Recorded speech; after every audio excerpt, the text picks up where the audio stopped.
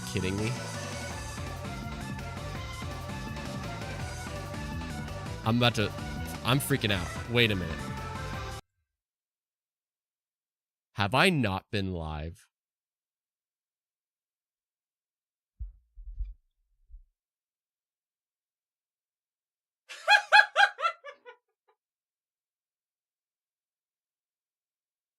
Oh my god. Are you serious?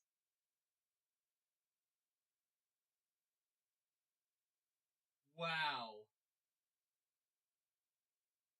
Am I live now? I'm live now. Oh my god. Oh my god. Oh my god.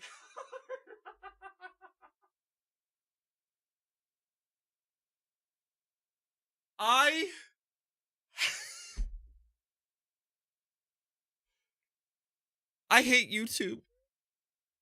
I hate YouTube. I was like, where is everybody? I was so confused. I was like, where is everybody? I have been live for the past 30 minutes. The past 30 minutes. Talking to y'all. I have been live for the past 30. Hey, Joey, you're finally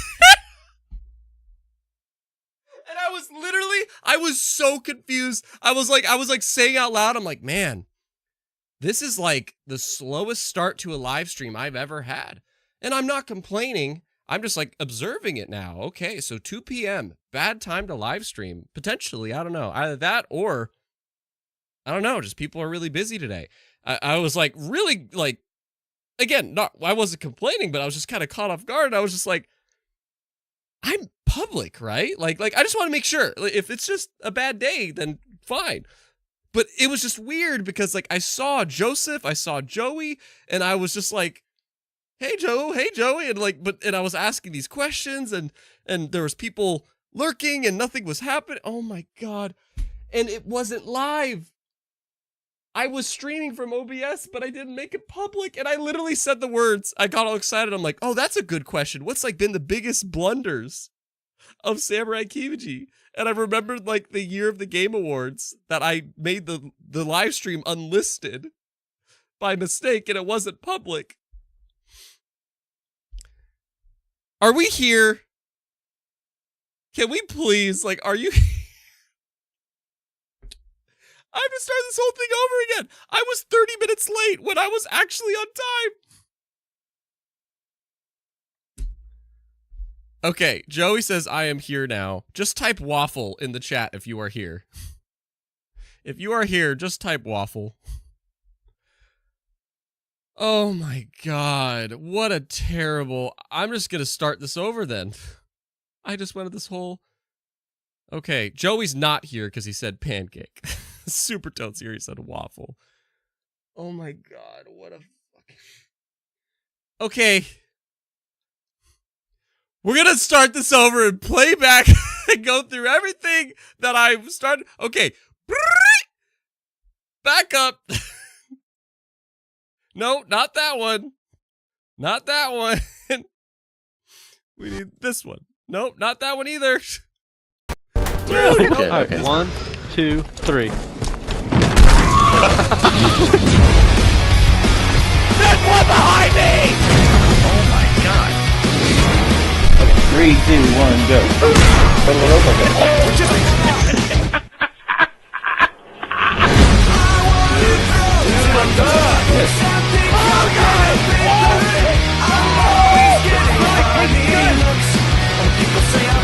What?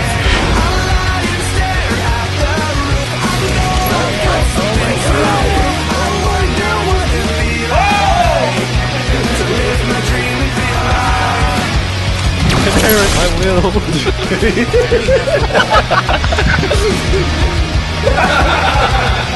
Oh my god.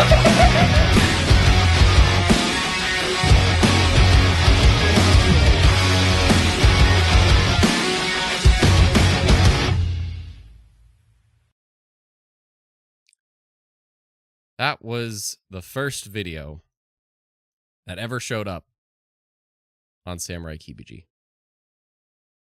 And here we are today in 2024, 2025, 9 years later. That was the channel trailer for Samurai Kibiji in May 2016. And it's really funny how, I don't know, just everything that's happened since then, the good and bad.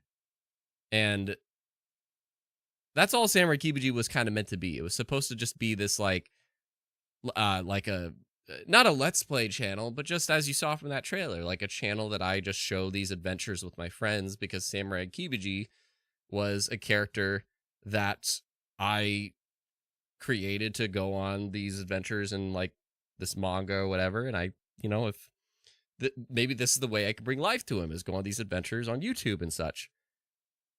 And then it just kind of kept spiraling from there. And it's really, I'm literally doing everything I did for the past 30 minutes all over again. And it's really funny because I was on YouTube technically before May of 2016, but May 2016 was that channel trailer.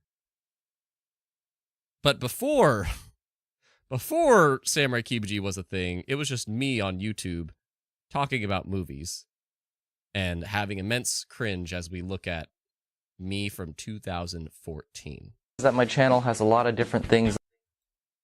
Hello my YouTubers that realize that my channel has a lot of different things on it. Not really just one. Last week I did say I would do a top 10 movies of 2014. I decided I'm just gonna make it a top 5 because I admit 2014 I didn't see enough movies. I didn't see all the Oscar things like Whiplash, Nightcrawler, American Sniper. I'm actually seeing that very soon because I can't wait to see that.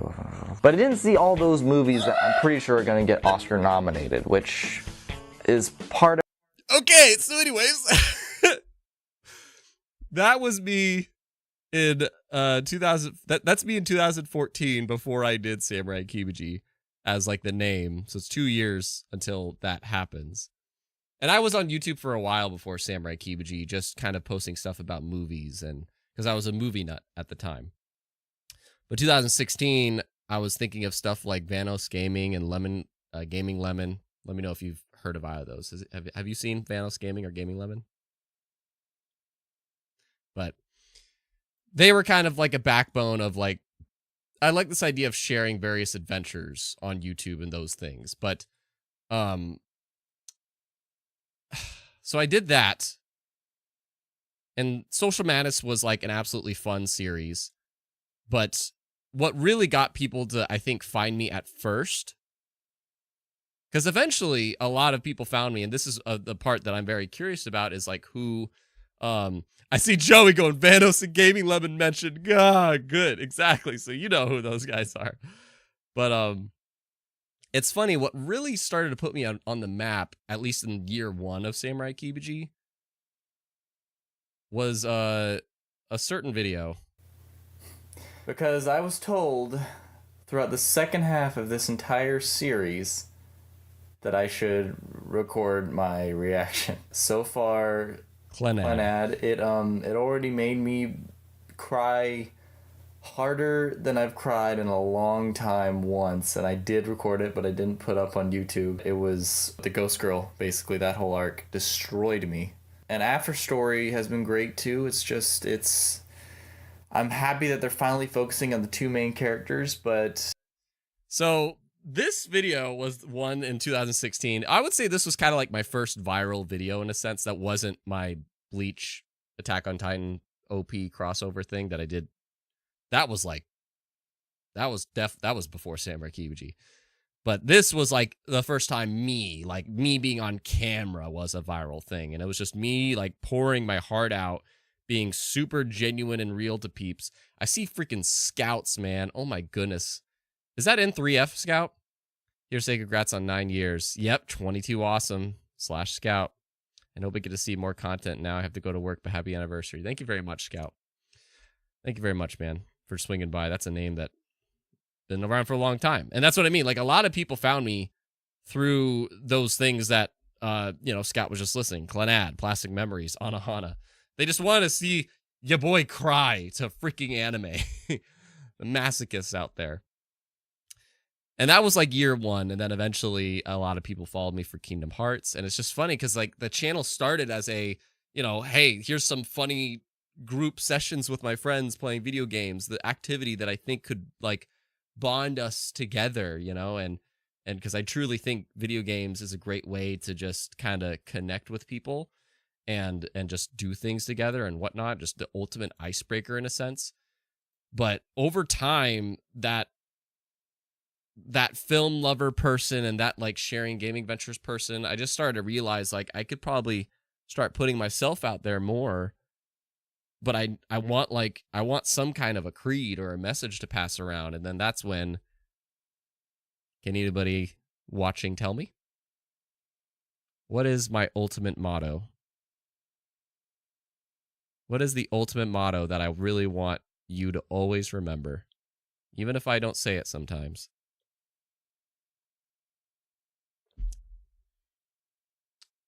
It is my absolute backbone. Fox, you got it, man. Be geek, be proud, be awesome. Assassin's Creed.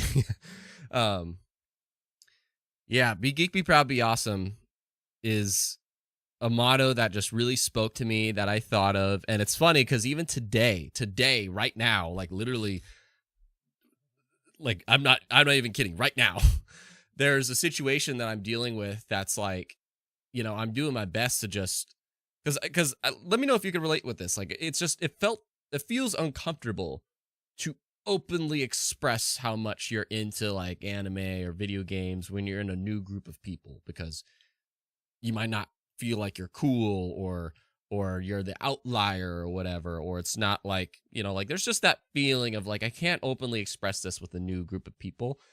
And I felt that way.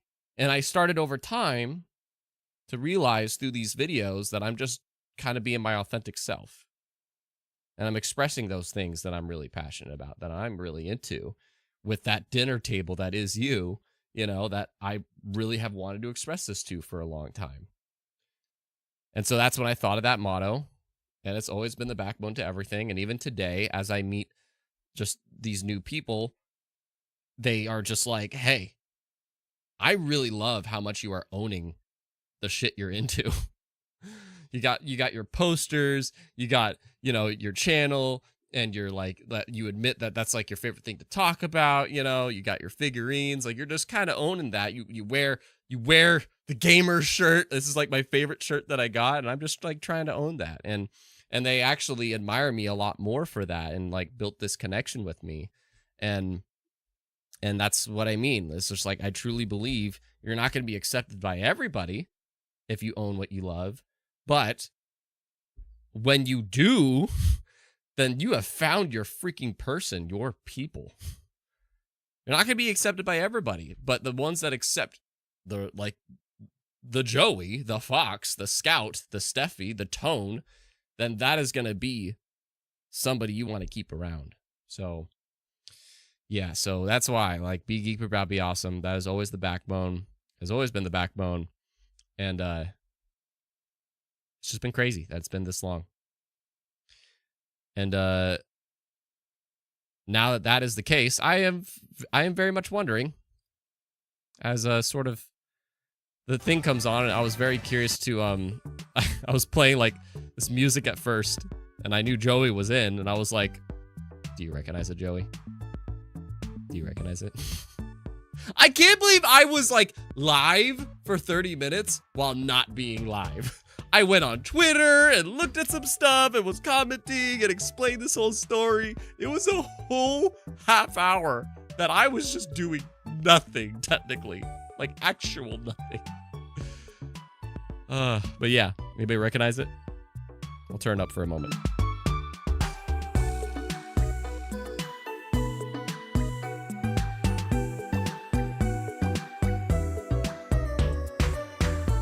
Going once, going twice.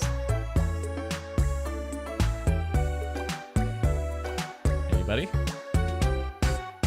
Joey and Steffi, like same time. Amore! Yeah. That is the biggest play. Well, That's not true. That's not true.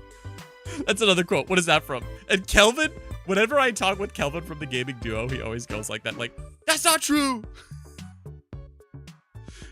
And I'm gonna not quote the rest, because if I quote the rest, you'll know. That's not true. Steffi, I waited for so long. I'm so sorry. I saw like, there was like just, it kept bouncing around between like 2 to 4 concurrent viewers. And I was just like, man, nobody is showing up today. I was like, nobody is showing up for the anniversary stream. Like, I take that a little bit personal, but I'm gonna do my best to just keep going. It was so bad. And then I realized, I'm like, wait a minute, am I not live? YouTube's freaking weird, man. I press, oh my God, that was so funny. Anyway.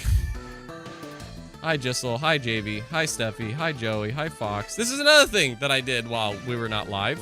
I wanted to also just... Oh, I have to shout this out.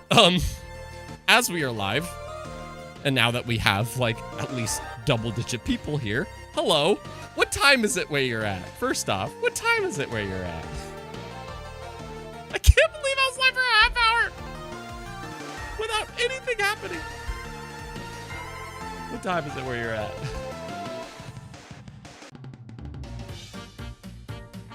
Joey 549. 449. 559. I'll say East Coast Central and Central so far. Fox 11:49 p.m.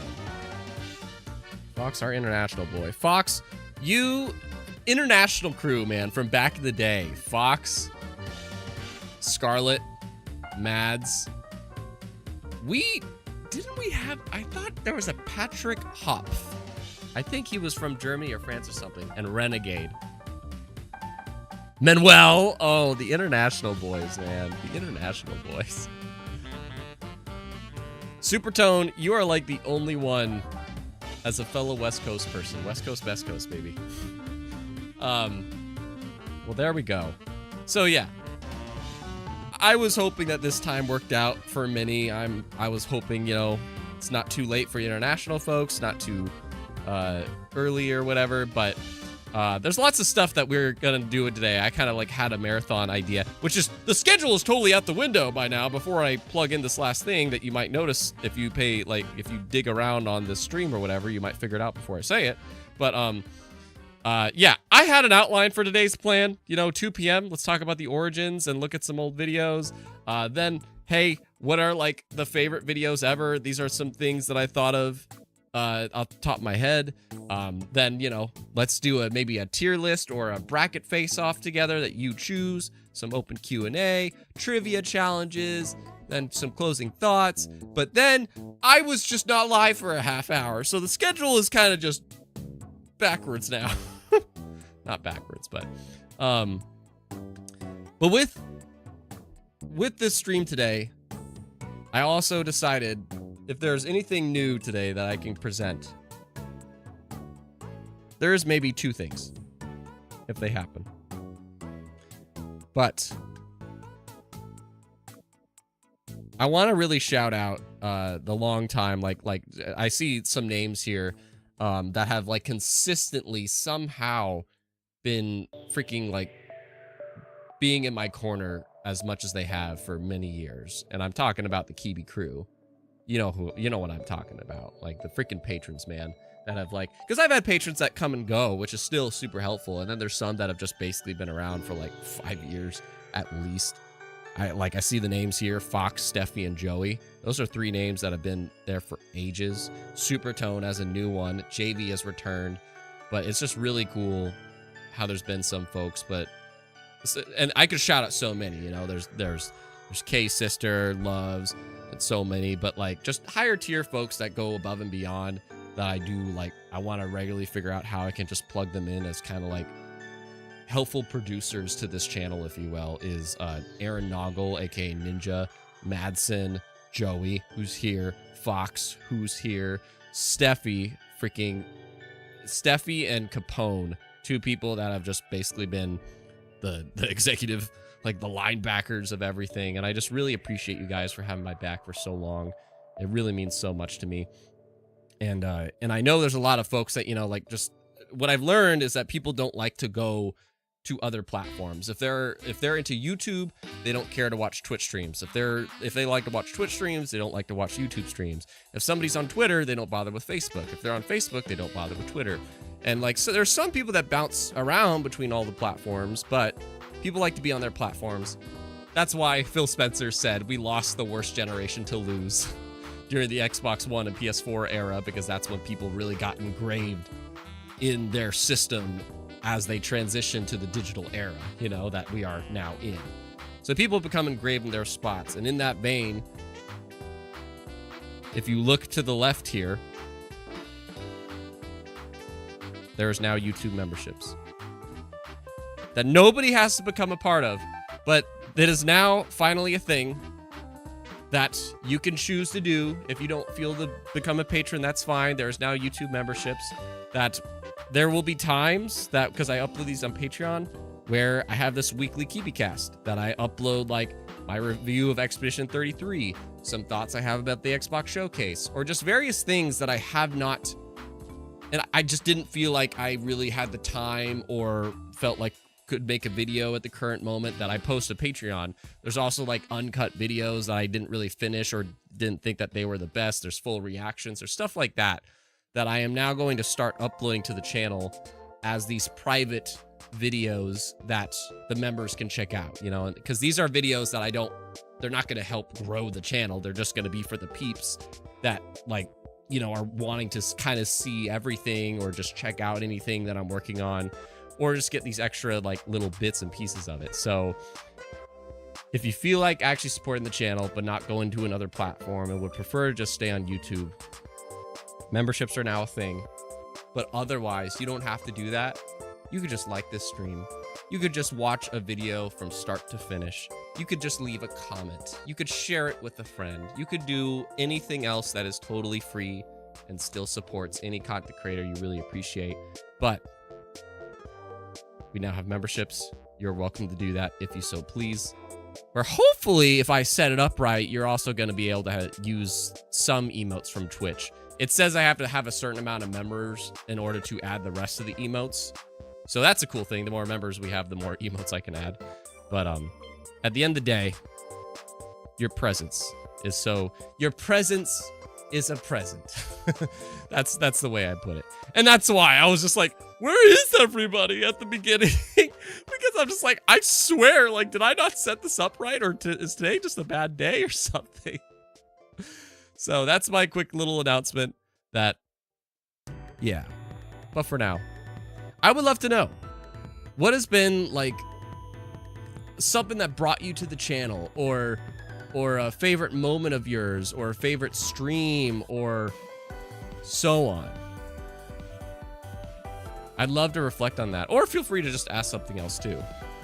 But I'm very curious if you are down to share any story. I'm trying to, like, there we go. Oh, see, like, this is left from TGI, which is okay, so this is a question, which is cool. TJI, what do you think of some commentators talking about how Claire Obscure will change the industry when literally AA games have been coming out for years and doing well? So, TJI, I don't think it's that Claire Obscure is the only AA game that, like, has done super well. It's more so that Claire Obscure was, like, the final straw. That's what it is. Hopefully TGI is still here so I can answer his thing. But yeah, it's more like it was the straw that broke the camel's back. You know, like this is such an amazing game. Baldur's Gate 3 is such an amazing game. Astrobot is such an amazing game. And Claire Obscure, it's just like, how did this smaller team make something so amazing that just feels so genuine and passion and so on? Split Fiction, like, it just was the thing that broke the camel's back. And so many people are commenting on that and how, like, because we're in an implosion right now. AAA developers are raising the prices of their games. They're raising the budgets of their games. They're taking longer to make these games. And that's the thing. It's like Clair Obscur is just the straw that broke the camel's back. That's really what it is. And I think it's fantastic that's becoming such a huge conversation, because it's really like something needs to happen in the industry. Yeah. So I love it. I love that people are talking about it. But anyway. Rocket, you could have been playing Expedition 33 during that time. No, man, I'm working on Doom. I'm working on freaking Doom, and by the time I beat Doom, I bet Elden Ring Night Rain will be out. It never ends. So the thing that brought people to the channel, Rocket says Xbox content. Oh. See, that's something that's kind of happened in the recent years, because at some point, I said this during the half hour I was freaking live that I wasn't live. At the beginning, I was kind of just geeking out about whatever I wanted to geek out about, and that worked for a bit too. And I just wonder, like, if that was working so much better than things are working now, because I was, I don't want to say not as focused, but maybe just much more like, guys, I'm so scared about this, or I'm so excited about this, or whatever, you know? I wonder if that's what it was, and just people were more tuning into me as a character instead of me as a creator. Does that make sense? And I'm trying to figure that out. I was like talking with somebody last night about that, and just how, what can I do to really wear my heart on my sleeve more instead of being so caught up here. But Xbox content is something, it's my new Kingdom Hearts, it's my new Smash Bros, it's my new Halo. Like, I just kind of find everything Xbox does now so interesting. But, and this is another thing I talked about while we weren't live, is like going into this Xbox showcase, I just feel really different than usual. And I kind of I need to make a video about that before this week is over. At least write and shoot it. But yeah, man. I've had a lot of people through the Xbox content, and I really appreciate finding the people that aren't freaking flag wavers or trash talking or anything. Yeah. JV, I feel like the thing that keeps me coming back to you is your passion. It feels like, especially these days on the internet, there's so few people who have great passion for video games as an art. JV, it's funny. So, like, that half hour, man, I'm trying to remember all the things I said during that half hour that I'm like, do I need to repeat that? It's funny because, so in case if anybody new is here, I'm assuming, like, you know, Rocket, for instance, saying, was it Rocket that said it? Yeah, found me through the Xbox content. But, you know, a lot of people found me way back in the day because of anime stuff. And I made like a side channel for anime, West Side Otaku, that I post so rarely to. I'm only posting like one video every 2 months, essentially. But it's just because, like, you know, while anime and me are a thing, I just can't really think of things that have me like doki doki about it, unless it's Oron. I'm an Oron guy. Speaking of which, I was just kind of curious if, like, yeah, okay, anyways. I was like, wow, so that was 7 months ago and this was 1 month ago. Okay, anyway. Wow, what a gap. See, 7 months, only 4 videos? My God, but there was probably some shorts I did. I don't know. Anyway. But yeah, so I just know video games is my freaking love, man. Like, video games is just something that I can always do something about, have always something to say or question, because it's just a medium, as you said, JB, that I was telling this person that I'm getting to know about, I was telling the story about, like, how I'm really trying to live the motto, be proud awesome, and they really, like, love how much I own, you know, having posters and crap everywhere and figurines and just, you know, like, really nerd out about video games and the industry behind them. And it's just an art form to me. It's an art form. It's full of creators and passionate people that I want to root for and see how it goes for them. And that's really what's made me kind of a current gamer instead of just playing games when I can, because I want to experience today's Shadow of the Colossus. I want to experience today's God of War. I want to experience today's Mario 64. And I feel like right now, I feel like in the recent couple years, Elden Ring and Expedition 33 are kind of like those two games, I feel like. Supertone. I got brought here via invitation to join the Super Smash Bros. Ultimate tournaments. Really? I don't remember playing Smash with you, Supertone. Is that a thing? Elaborate on that. Joey, I was here from Kingdom Hearts content back when Kingdom Hearts 3 reactions were dropping. So, Kingdom Hearts was like, I think that's when I really started to form fans of some kind. And I don't know how I freaking like, how did I don't know. It's weird. Like, people started to identify me as a Kingdom Hearts YouTuber, and now people identify me as an Xbox YouTuber. And it's just like, whenever I have something that I continuously have thoughts on in some way, I get like labeled as that. And it's interesting, but yeah, Kingdom Hearts, man, that was when we were on a journey together. We were on such a journey together. And it's funny because my next question. What's one of your favorite videos that I've done? Be honest. What's one of your favorite videos that I've done, or one that you look back on, or a moment? It could be a reaction. It could be a playthrough if you've watched Twitch. It could be a video essay. It could just be a funny moment that you remember that didn't really become a piece of content. That's something to be very interested to find out. Because for me, I have a list. Clarification. The NPC tournaments. Ah, the CPU tourneys. Yes. The CPU tourneys. Oh my goodness. Those, that might come up in a moment. JV, for me, it's definitely a Smash reaction. I don't know which one, though. Dude, the Smash.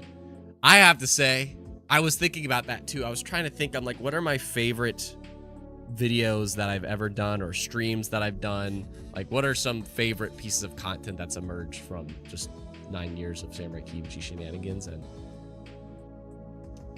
I almost put the Joker reaction. I think of all the Smash Bros reactions, the Joker reaction was the best.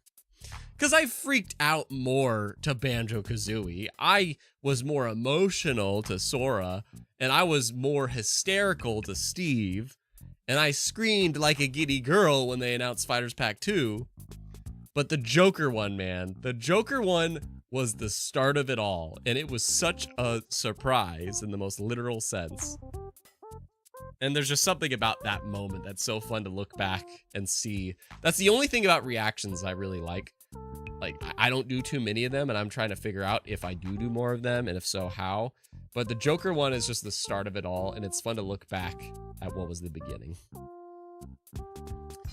Emalv says the Clannad reactions. Yeah, the Clannad. I'm assuming the first one. I was showing clips of that earlier, and yeah.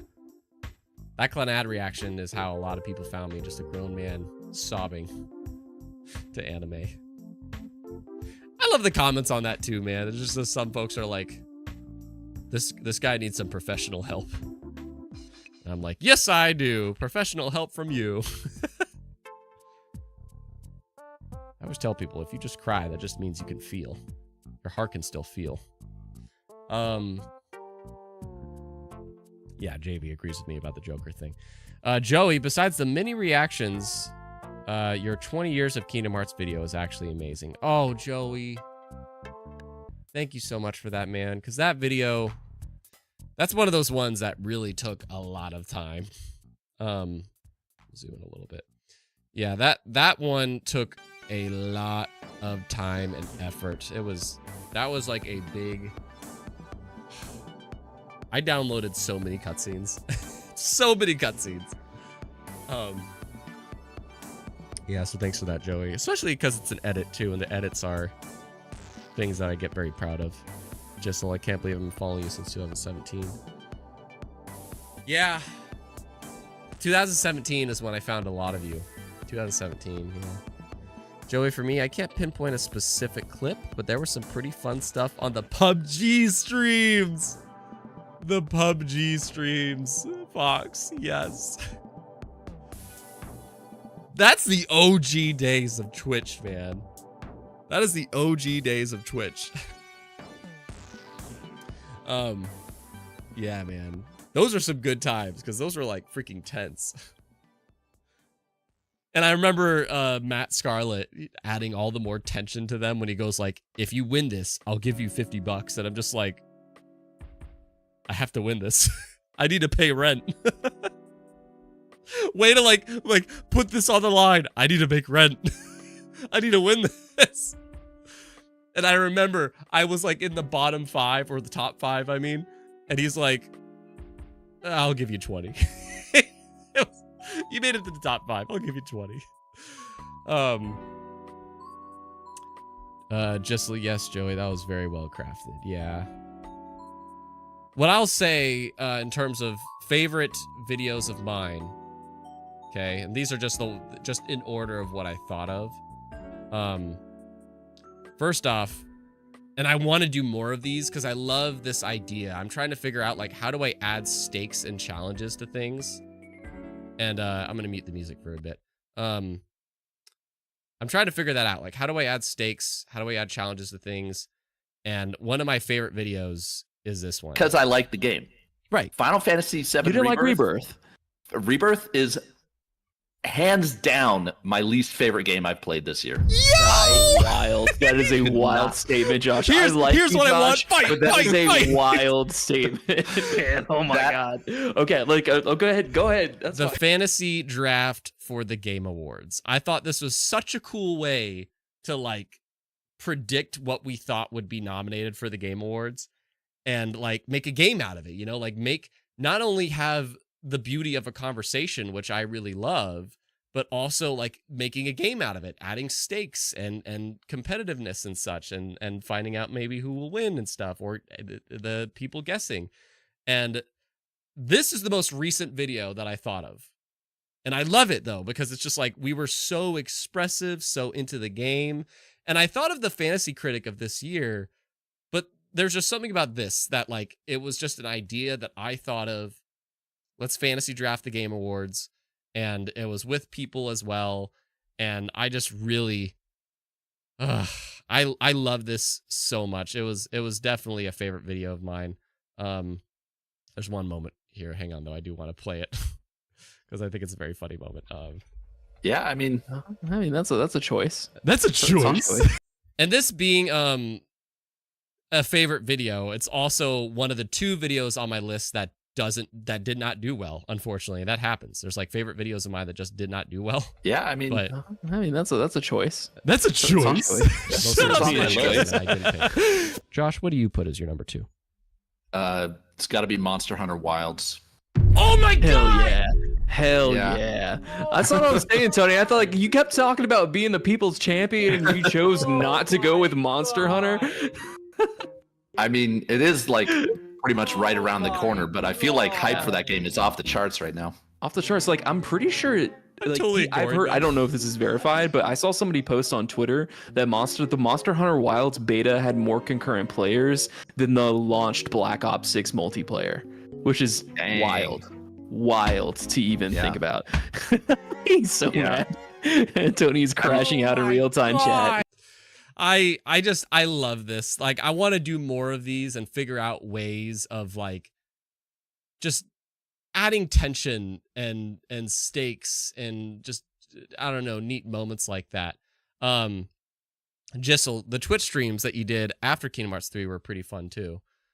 And I don't know if you have anything specific about that, but I do remember there was a step up in Twitch streams about that time. And I think that's because that was about the time that like COVID started hitting, the channel got hijacked, so I kinda had nothing to do but the Twitch streams. Another thing, obviously, that I tell you guys is social madness. I'm very curious if you are here and if there's any social madness episode. If you go way back, first off, do you know what social madness is? And secondly, is there a particular episode that you really loved? Because there are 2 Social Madness episodes that I freaking love. And one of them is honestly the last one that happened. And I just, I love the Among Us episode, man. That's easily, I'm thinking like, what are the 10 videos that I could always look back on and be happy to watch that video and just be happy watching that video. And one of those is the Among Us episode. So this is our group, folks. We're all here. The Mighty 8. We're all here. And we're all named roughly our YouTube names. That's good. Man, why is everybody naked? Bye bye. Oh shoot, I'm imposter. I'm not And muted. obviously oh, no. don't watch my...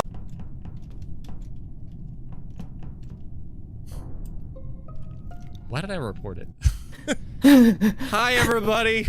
Matt's dead, and he is in admin. For now, I got nothing. For now, I have nothing either. It's Miles and Tony. It's Miles and Tony.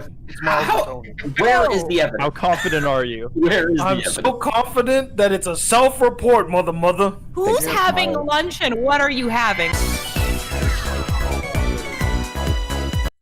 I love this episode or this video. It's just a compilation of what was like a 3-hour charity stream.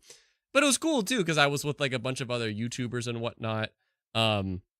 It's not my favorite episode of Social Madness, but it's like, it's kind of tied maybe with my favorite episode.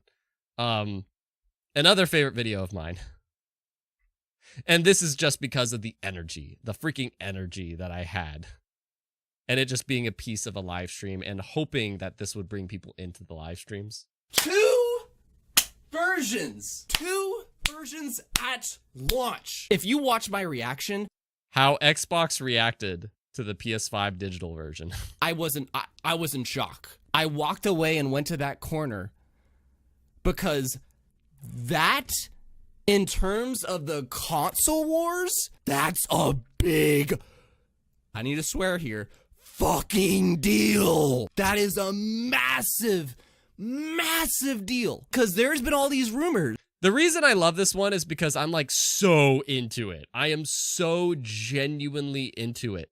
Like, second box, they pulled a second. People are watching this place. But today, the PR people are watching this PlayStation stream. They see a second box, and the second they see that second box, they pull down their pants and are like, shit, dude, oh my god, we're getting spanked over here. The second they saw that second box, they were shitting in their pants and are like, what the fuck are we gonna do? We were gonna launch the Lockhart. We didn't. I'm like so into it, and that's what I love. Like I think that's why I like this video most. It's probably like the least meaningful of all the videos that I picked. But like, it's just one that it's like, I love seeing me being so into something. Because admittedly, and please let me know if you can relate to this, or maybe, I don't know, maybe if you have an idea deeply of like how I can explore it, but, or maybe how you can address it. But it just does feel like the older and older I get, the more I'm not as excited about things, but I am. Like, I miss, and I kind of want to do a video or a stream about this where it's like, game launches used to be such a huge deal to me, and now they're like, you know, they just happen and I just want to play the game and that's it. But it's not like I'm wanting to get the collectible edition or posters or like count down the days and like say, like that doesn't happen as much anymore. So this video, like, it just reminds me of how, you know, Tony at one time was passionate, Samurai Kibiji was one time passionate, and I still want to fight to keep that fire alive. And so I'm trying to like think of more and more of that lately, because I'm so passionate about video games overall. But very curious if any of you can relate with all that. Another favorite video is probably my favorite episode of Social Madness. I freaking love episode 23, the Overcooked episode. The Overcooked episode I did with Titus is gold. Blue and you're red. That's stupid. Blue's more your channel color. Red's more mine. just like swap. No. Here, I'll wear the blue glasses. It'll be blue glasses. No, because that even looks like me. Okay, never mind. Then I'll be Bangs McGee. I'll be Grumpy Cat. Grumpy Cat's No. awesome. So, we're making burgers. It's just chaos. If you haven't played Overcooked, it's just patties chaos. going. Got it. Okay. So you go over there and start the patties. I'll Got get it. the vegetables. All right. I'm the burger master. Take this. Got it. Thank you. There we go. Appreciate it. Take it. Jeez, Right. man. You got your buns. There you go. Thank you. So assemble your shit. Overcooked is such a fun game, C2. Stop! Yes. God damn! Ah! Put the fucking pan down! Okay. Alright. Take it. Thank you. You know, just some good old floor Oh, meat. damn it. Just some good old floor meat. You know, it's what everybody on the I love this episode of Social Madness. Episode 23, Overcooked. It is like, it's just not only a great memory that I had with my buddy Mike, aka Tyus Malvolio, but like, it's just funny. I just think the energy is so funny and just genuinely enjoying something together like that. But I'll tell you one thing. So like, Super Smash. the thing that always comes up as like one of my favorite videos every time when I think of people, like if they ask me like, what's like something you would love to do again? Like you would be willing to produce that whole video again just to relive the memory of it. Super Smash Bros. Basically like just basically before Super Smash Bros. Ultimate. Just reflecting on Super Smash Bros. Ultimate with 3 friends. Smash Bros. With me. Hello. But no, legit, these are my 3 like best Smash Bros. Buddies that I like to play the games with. My buddy here, Damon, we grew up playing Brawl a lot. We were roomies, and Michael and Caleb here are 2 big Nintendo vets. And the 4 of us, we get together for Smash Days all the time and grew up with the game. I wanted to build up Smash Ultimate by going over, you know, just why did this franchise become so popular? I thought it'd be a good idea to discover that through sharing memories. It was almost like my first like Codename Good Game in a sense, you know? It was like almost the first time I had like a group discussion with people. And that's what I love to have, you know, it's just like really reflecting on our favorite things about something or memories that we have and whatnot. And it was just so cool. Favorite thing I think we can all remember and kind of what helped build up the hype for the original Smash was the commercial. The live action commercial with me and you. I forgot about that. How You did and you me. forget? Me and you, and me. Good time, then and Pichu's just like, oh. That commercial to this day is like one of my all-time favorite commercials. Like, even like by today's standards, it's like one of the best ads that's ever been produced. I love this so much. It's like, honestly, if you have not watched this and you just want to like embrace your love for Super Smash Brothers, it's such a cool video. Just type Samurai Kibiji before Super Smash Brothers Ultimate. I think it's just a great thing to reflect on like why we love Super Smash Bros. So much and like what made it so special. And I don't have footage, speaking of Smash Bros, I don't really have footage of this, but another great, like, as like, I'm basically sharing with you if you're just joining, top 10 favorite videos. I would love to see what a favorite video, stream, moment, memory that you have with the channel. I would love to see that. Because it's just interesting to find out. Or maybe how you found the channel if you're just joining. And another favorite memory of mine is, why does this have 51 likes? Sorry. This is a Twitch specific thing. There's a couple of Twitch specific things. As like Jissel was saying, Twitch streams after Kingdom Hearts 3 kind of popped off. I loved the CPU tournaments, man. The CPU tournaments and like doing the whole Hell arc thing. We had like a whole Hell arc that was based around like how like let's actually create a storyline of these characters and how like Isabelle is the queen of Hell and she's eventually coming and she's trying to like capture people before her invasion to become part of her army as they invade. And I just like created this whole storyline of these CPU tournaments. And then we had this big finale of one that we needed like people to join the stream, because the more people that joined, the more people we would have like against Hell. We just made it this whole plot line. And I don't have like a replay of it, but yeah, JV, that Hell arc was insane. Like it was just a really cool thing we did as a community on Twitch. And I don't have footage of it, but I just like did this little ditty to help build it up. Can't hold them off! Fall back! No! They're everywhere!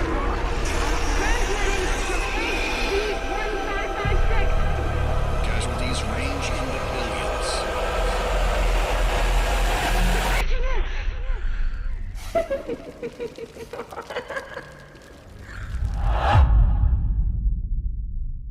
2021. That was before Sora showed up. That was the year Sora showed up, but he wouldn't show up for another 9 months. Yeah, that was a epic day. And when we streamed it, I had the whole house to myself, so I could just freaking shout and scream and everything. Oh, that was so cool. But oh, I thought I could access this, but I guess not. But another, like, speaking of the Twitch streams, another Twitch stream that I thought was like really awesome was when we as a community played As Dusk Falls together. How many of you were a part of that? If Stephy's here, I know Stephy was a part of it. I don't know how many the rest of you were, but dude, that was like, I think still to this day, like, as much as the Hell Arc was a great single stream, As Dusk Falls was the best Twitch series.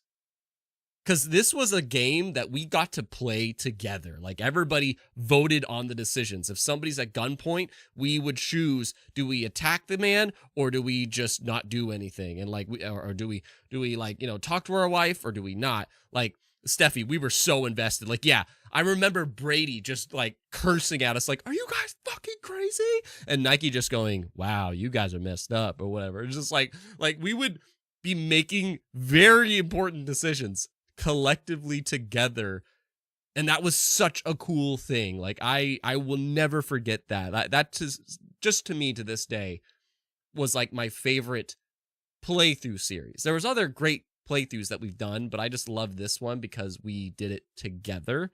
And so that's another, like, that's definitely a top 10 series memory of some kind. And then of course, I guess this is another one that I don't have like the evidence of, but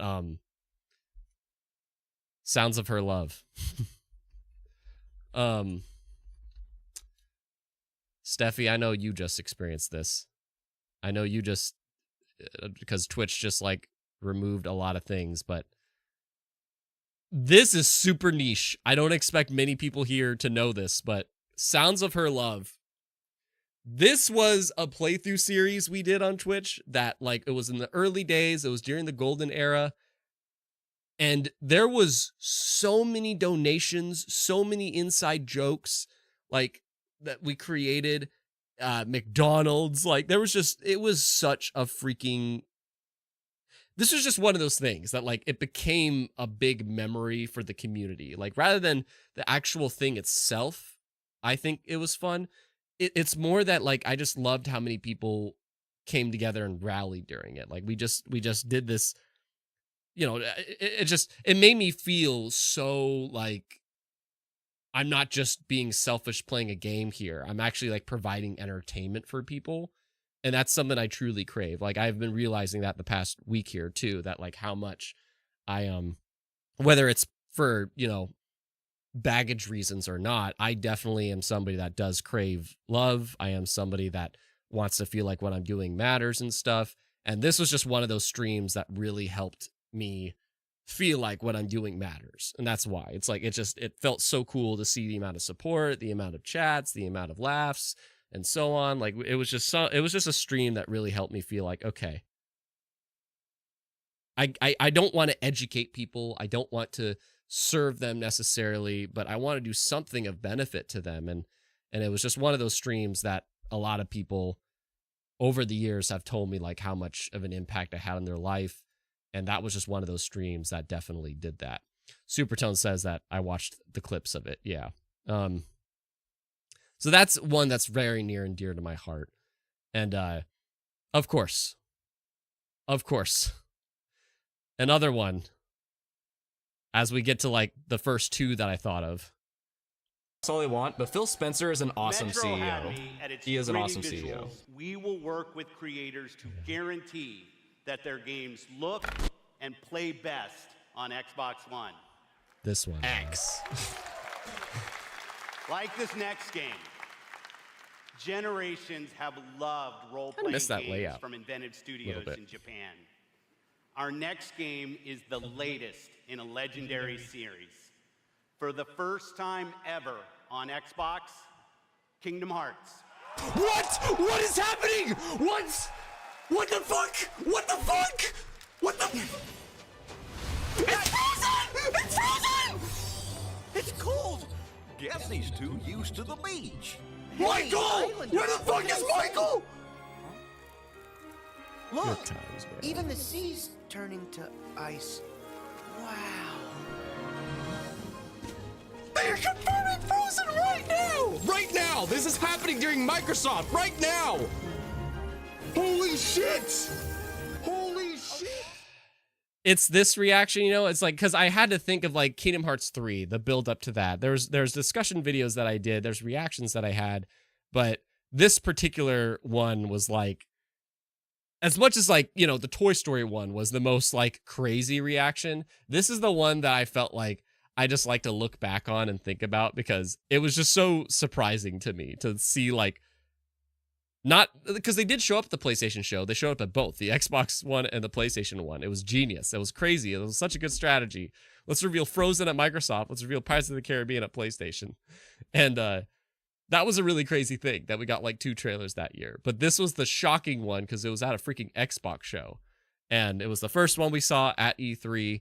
And it just, I don't know. It was just a moment that we all kind of collectively freaked out together, I feel like.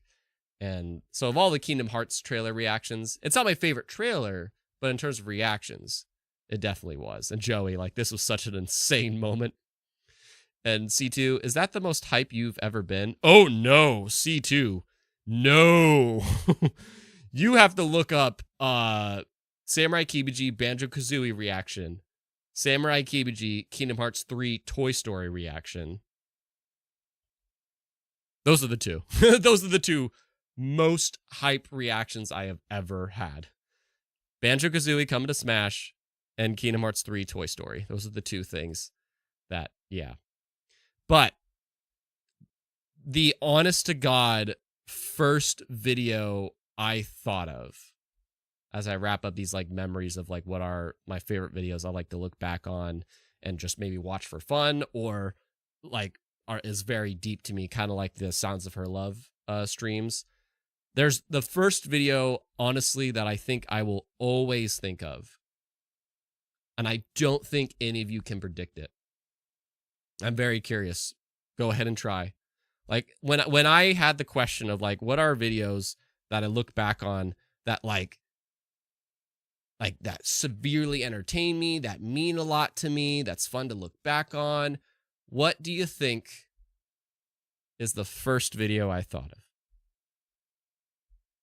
Very curious if anybody can figure it out. While I answer Supertone's question. How long will it take to watch season 1 of Kibiji to present season? That's a good question. Do we include all the live streams? That'd be a while. That would be a while. I don't know. That would take all a year probably, but that's a lot of videos to watch. Okay, the guesses. Rocket. Xbox Game Pass this year be like... That is not the video. Anybody else want to take a crack? As to the first video I thought of that just kind of like meant a lot to me. Video or stream or moment.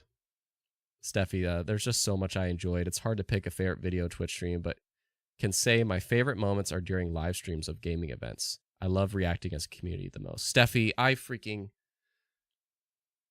that means a lot to me, girl. Thank you very much. As do you.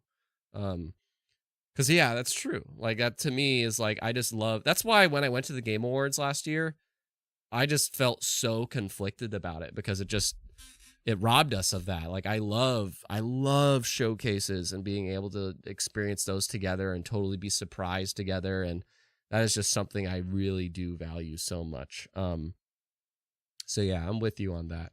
And C2, last year's showcase was probably my favorite. Which showcase? Game Awards? Xbox? Nintendo Direct? Okay, we have another guess. JV. Mirio My Hero video.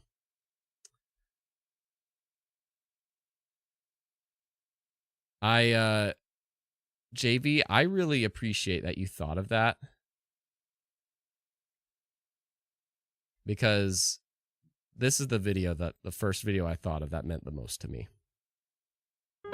Mirio Togata, one of the big three of UA High School. In just the first 2 episodes Mirio was introduced, he was added to the roster of amazing characters in My Hero Academia that I had such fond respect for. I looked forward to seeing what he would become as well as what he'd have to offer to our main cast after just a single episode of meeting him.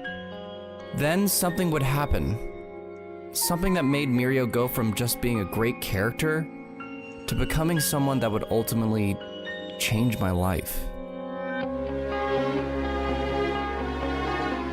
I'm getting emotional already. Because, literally that opening is not an exaggeration. Like, I'm gonna get really emotional now, really sorry. I'm not kidding when I say, like, there's a moment in, sorry, I'm really getting really emotional thinking about it now because we're like reflecting on so much. And 2020, Undertale with Megaton and Mirio during My Hero Academia are 2 things that literally are like the only reasons I'm still here. Like they were such huge impacts on me that year.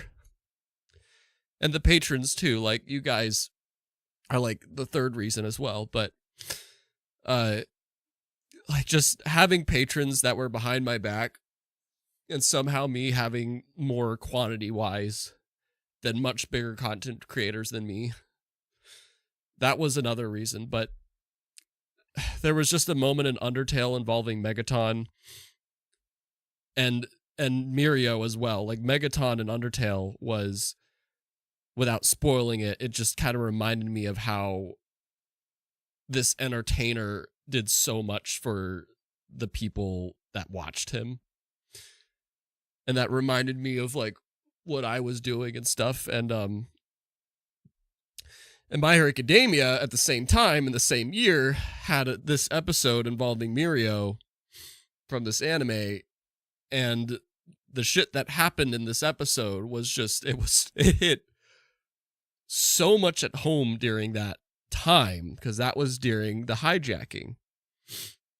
That at least it was in the year of the hijacking, and it hits the Megaton thing and the Mirio thing just hit at home so freaking much. It was crazy, man, and that's why I get so emotional whenever I think about it. So yeah, like when I was thinking of videos that mean the most to me that I've ever done, this one is the one that like will always be so important for very personal reasons. And if you haven't watched it and have seen My Hero Academia, I would love for you to check it out. You could just look it up, West Side Otaku Mirio video essay. It is, I don't think there is a video that will be more, in terms of the heart at least, more near and dear to me, as you just saw, like me freaking starting to cry because it's true, man. I really don't know, like that episode of My Hero Academia and Undertale Megaton, those 2 things, they legit, like, in a time that I was questioning if I would still do content after that hijacking, those 2 things were like, nah, you got to keep doing it. You just got to keep doing it, because you know, you're not starting from zero. You actually had shit that mattered, that you learned from, that you experienced, that you grew from, and you're not starting from zero. You're just not. So Anyways, sorry I got emotional there. But good job, JV. You guessed right. Oh wait. Does this work? Damn it, doesn't work. Oh, I have like a button that, oh, it should be going like nice or whatever. Nice. There we go. That was delayed. So anyways, sorry for getting all emotional.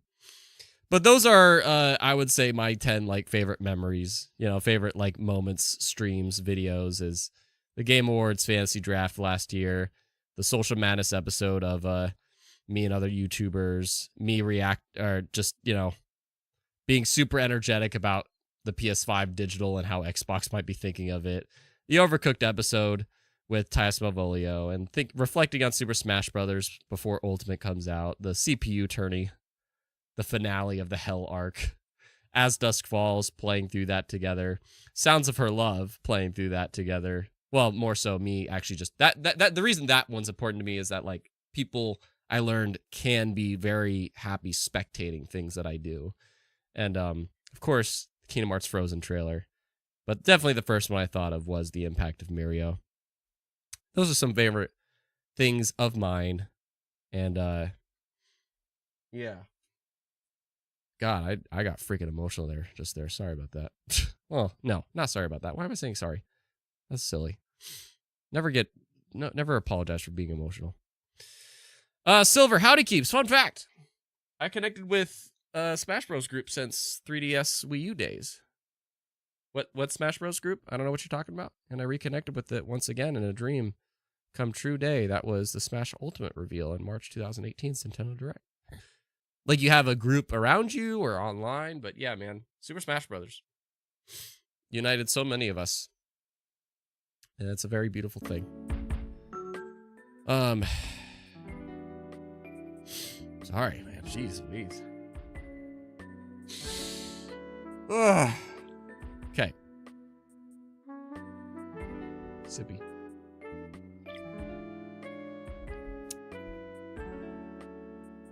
Any so now I'd love to do like a little bracket face-off idea that I'd like you guys to choose. So I'm gonna put up a poll first.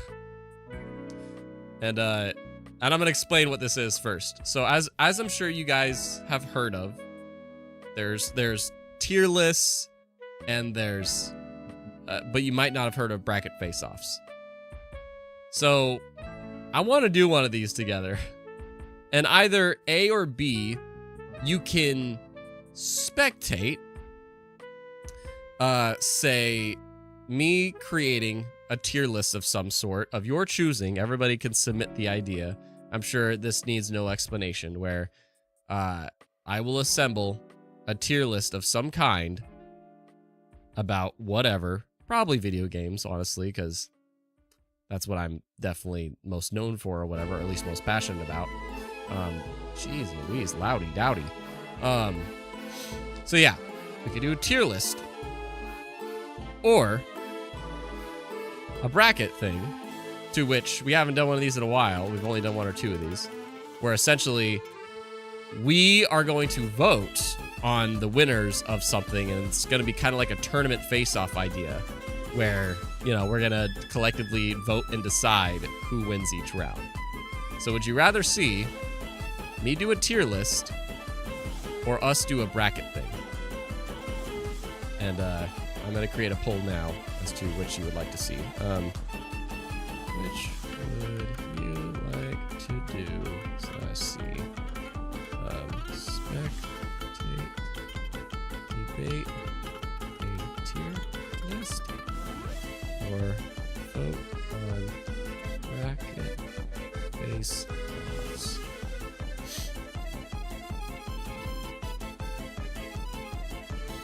More music, man.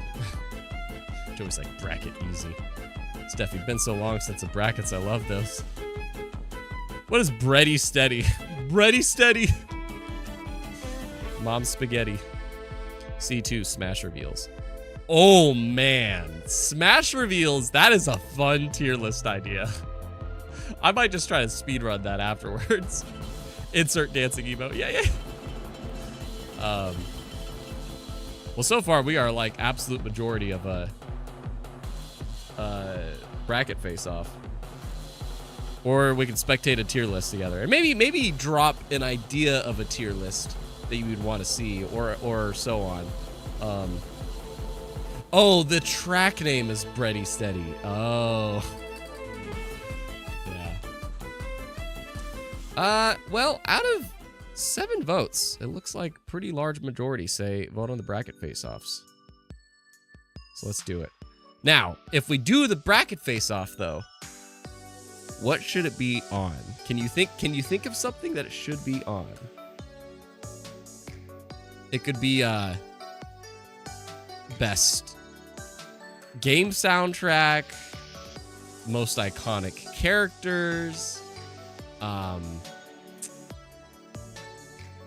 favorite DLC, best sequels, Smash reveals again. There's so many places we could go. Where did this go? Yeah, I see video game mascots. I'm just gonna open a lot of these. Or we could just generally a favorite video game thing. What is this, waifu battle? I saw best soundtrack. Where did that go? I saw soundtrack. Oh, there you go. Soundtrack.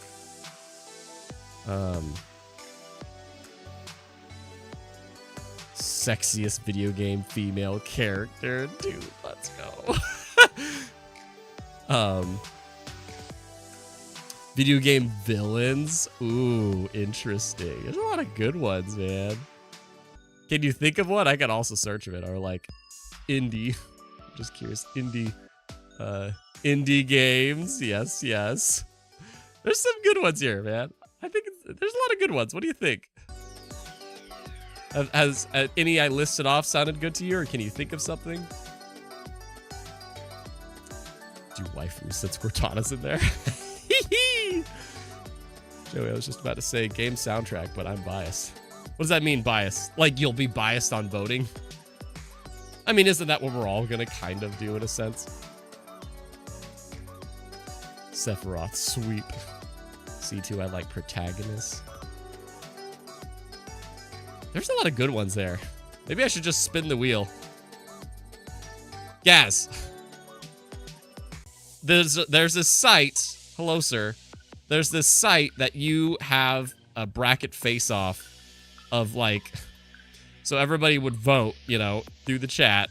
Which of these two indie game characters is better? Let's say we vote for freaking, what's her name here? So we pick her, and then we go to the next one. What's a potential tournament that would be a thingy? Joey, no, I'm biased towards music, so I want music. Oh, got it. We should do a poll on this. Okay. All right. So let's see. So I saw music. I saw protagonists. I saw, ooh, Steffi, battle music. Nintendo franchises. Ooh. I feel like that's going to be a sweep, though, no? I like indie game, too, but how many can I put in a poll? Let's see. Add option, add option. I can only put 4 options. Okay. Which bracket do we do? Okay, I'm gonna grab things. So best soundtrack. I'm gonna say. Okay, fine, Joey. I'll take yours, Joey. Indies. What was the? Where is it? Where in the world is it? I have like a mascots. That's what it is, mascots. But oh, but that's not. Wait, is this right? Okay. Well, we can just do protagonist. Row tag this. Villains. But what about the waifus? What about the waifus? I can never spell villain right. Like ever. I don't know why. I can never spell villain ever correctly. Oh, video game controllers. There's a lot of good ones here, man. There's a lot of good ones here. Yeah, probably would. Nintendo was too lopsided. Scratch that one. Yeah, that's one that I could just picture being like super landslide potentially. Okay, so yeah, which bracket should we do? I put a poll. As much as I do like the idea of the waifus. I definitely like the idea of the waifus one. Because I just think it's funny. But best video game food item. Oh, what are we thinking?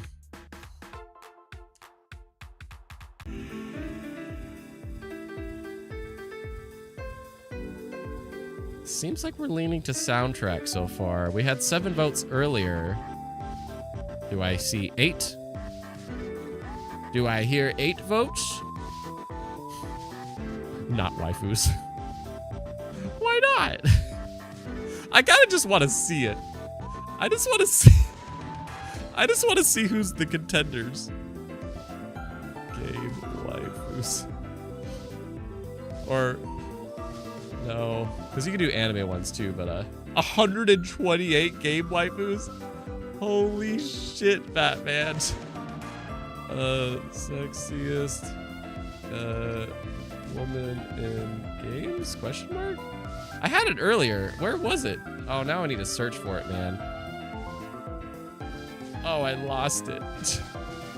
I should have kept it open because oh wait, it's right here. Best video game waifu.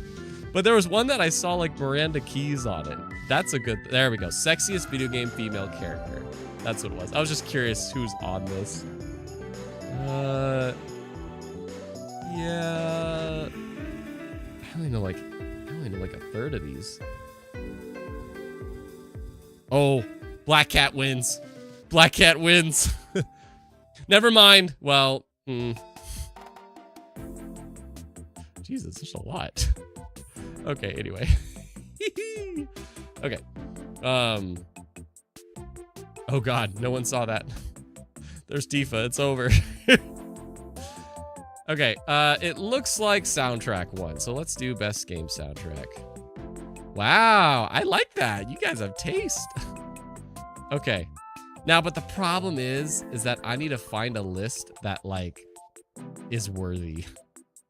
I want to find one that's worthy, and I'm not going to show you guys it until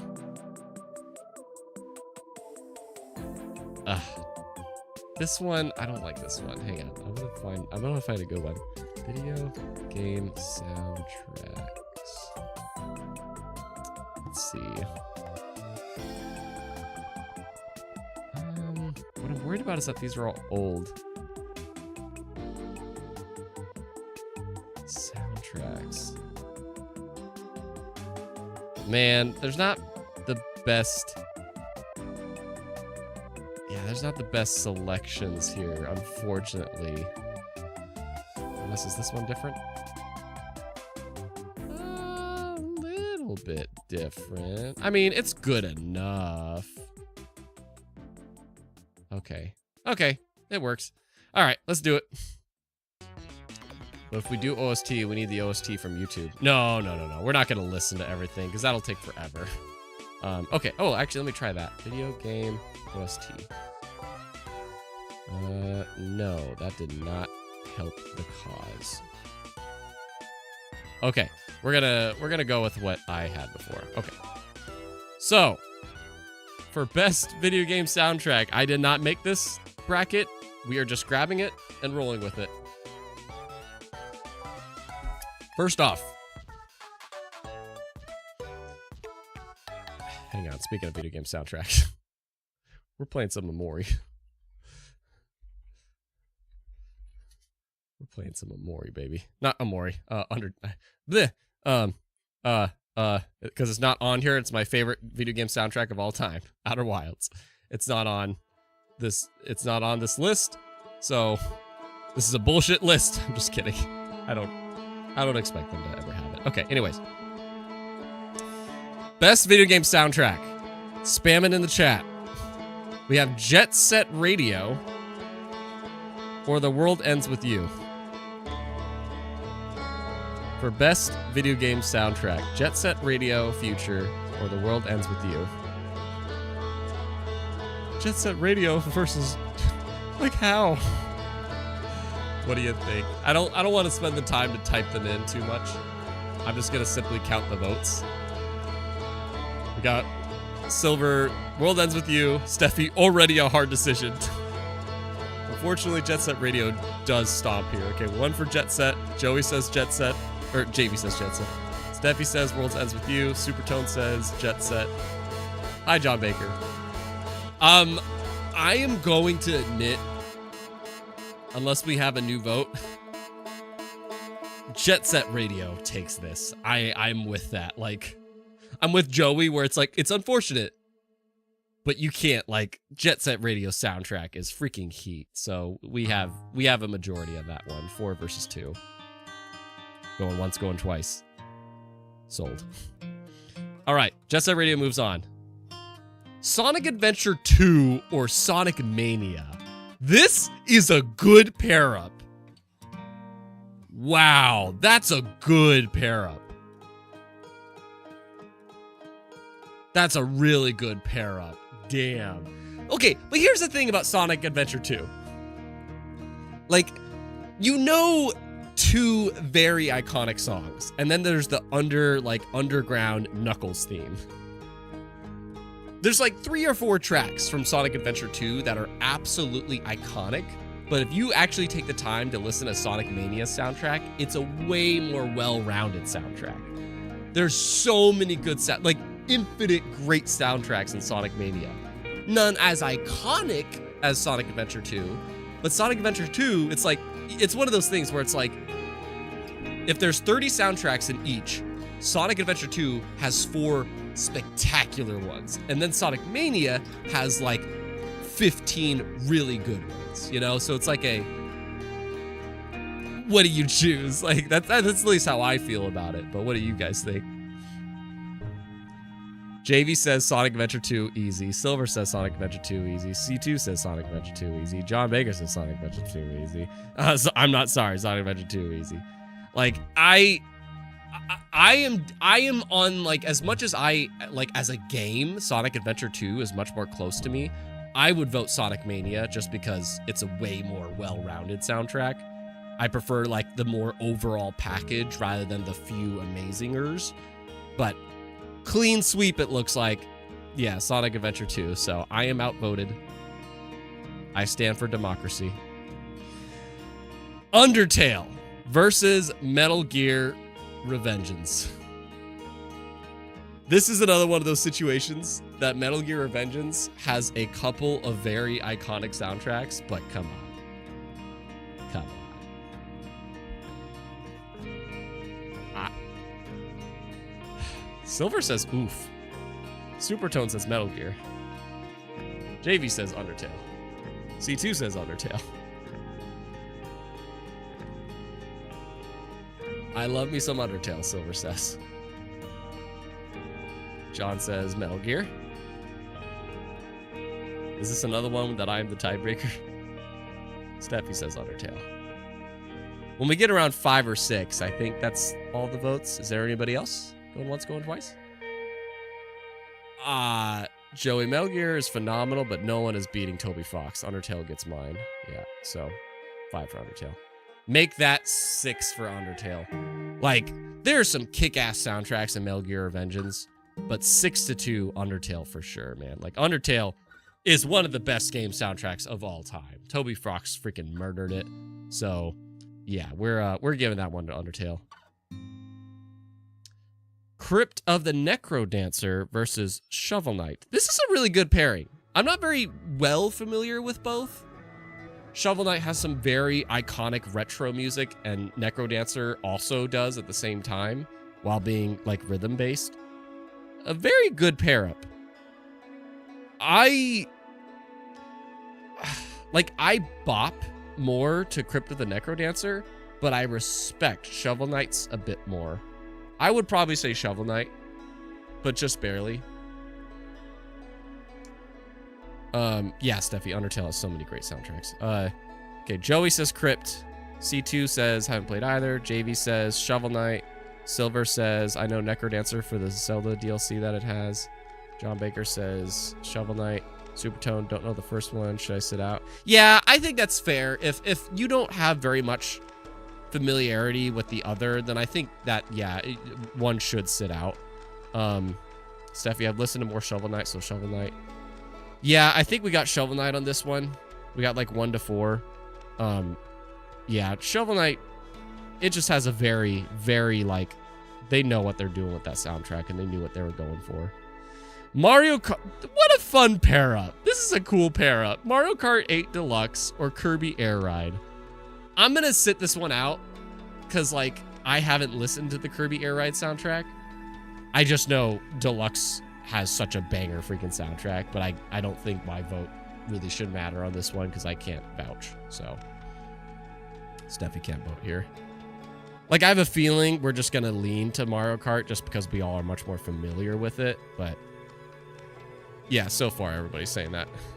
Joey, Mario Kart 8, and it's unfortunately not even remotely close.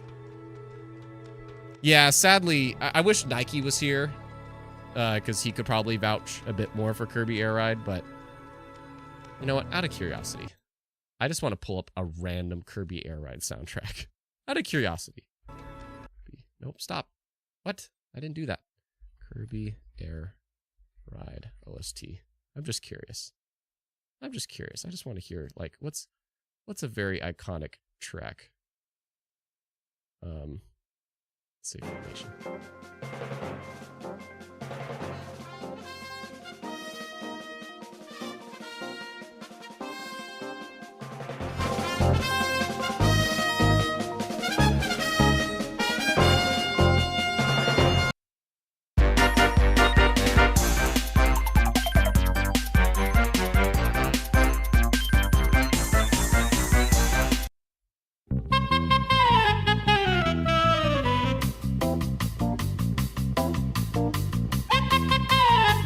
Okay, I was just curious. I just wanted a little glimpse of it, but yeah. Yeah, so we'll go with Mario Kart. Okay, Banjo-Kazooie or Cuphead. Damn. The original Banjo-Kazooie soundtrack. There is some good ass shit in there, but I know everybody's gonna vote for Cuphead. I am very well familiar with both of these soundtracks. Very well familiar. Like, I can't recall where the soundtracks for Banjo-Kazooie played. I've just listened to the soundtrack many times, and there's such, like, there's a reason people say, like, Rare, I forget the composer's name, but a lot of people said that Rare really, like, got hurt when they lost the composer for Banjo-Kazooie. Yeah, but Cuphead, man, that aesthetic of that aesthetic of the music goes with the aesthetic of the visuals. Yeah, that's tough. Yeah, this is a tough one to me. C2 says Cuphead. Supertone is saying Cuphead? Question mark. Silver, I never heard one of them. Steffi says Cuphead. Silver, but I go with Cuphead. Hi, Nina. Wait a minute. Oh shit. Okay. JV Banjo. Okay, there's somebody for Banjo. Joey Banjo, but very reluctantly. Very reluctant. See, Joey, that's where I'm at. Banjo very reluctantly. That's where I'm at. I think that's really freaking tough. I'm kind of with Joey. Joey, you and I line up the most there. This is, I can't vote. Like, that's too tough for me. I can't decide between that.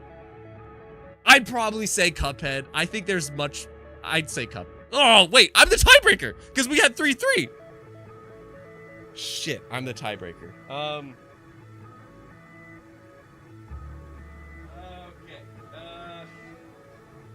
Am I really the tiebreaker on this one? Crap. All right. Cuphead or Banjo-Kazooie for best soundtrack? Because did I count that right? We have 3-3, or did I count wrong?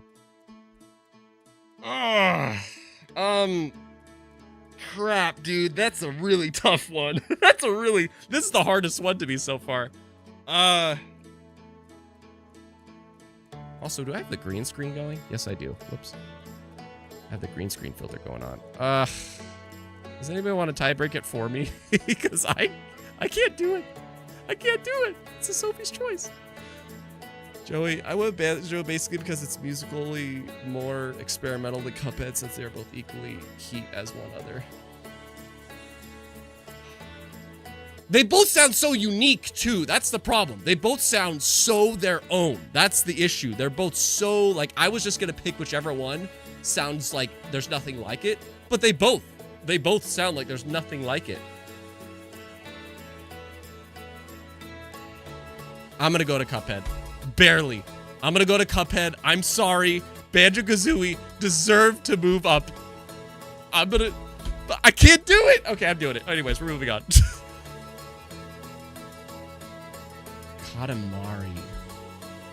Katamari versus Splatoon 2. What do you think? What do you think? You guys are going Splatoon 2. See, this is one that I'm worried the mainstream one is gonna win.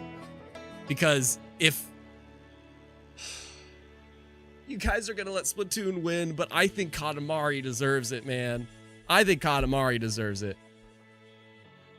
If you're just joining, we're doing a best game soundtrack. Actually, I should pin that as a message. Hang on, let me do that. If you're just joining, we're doing like a best game soundtrack. Let's see, best game soundtrack.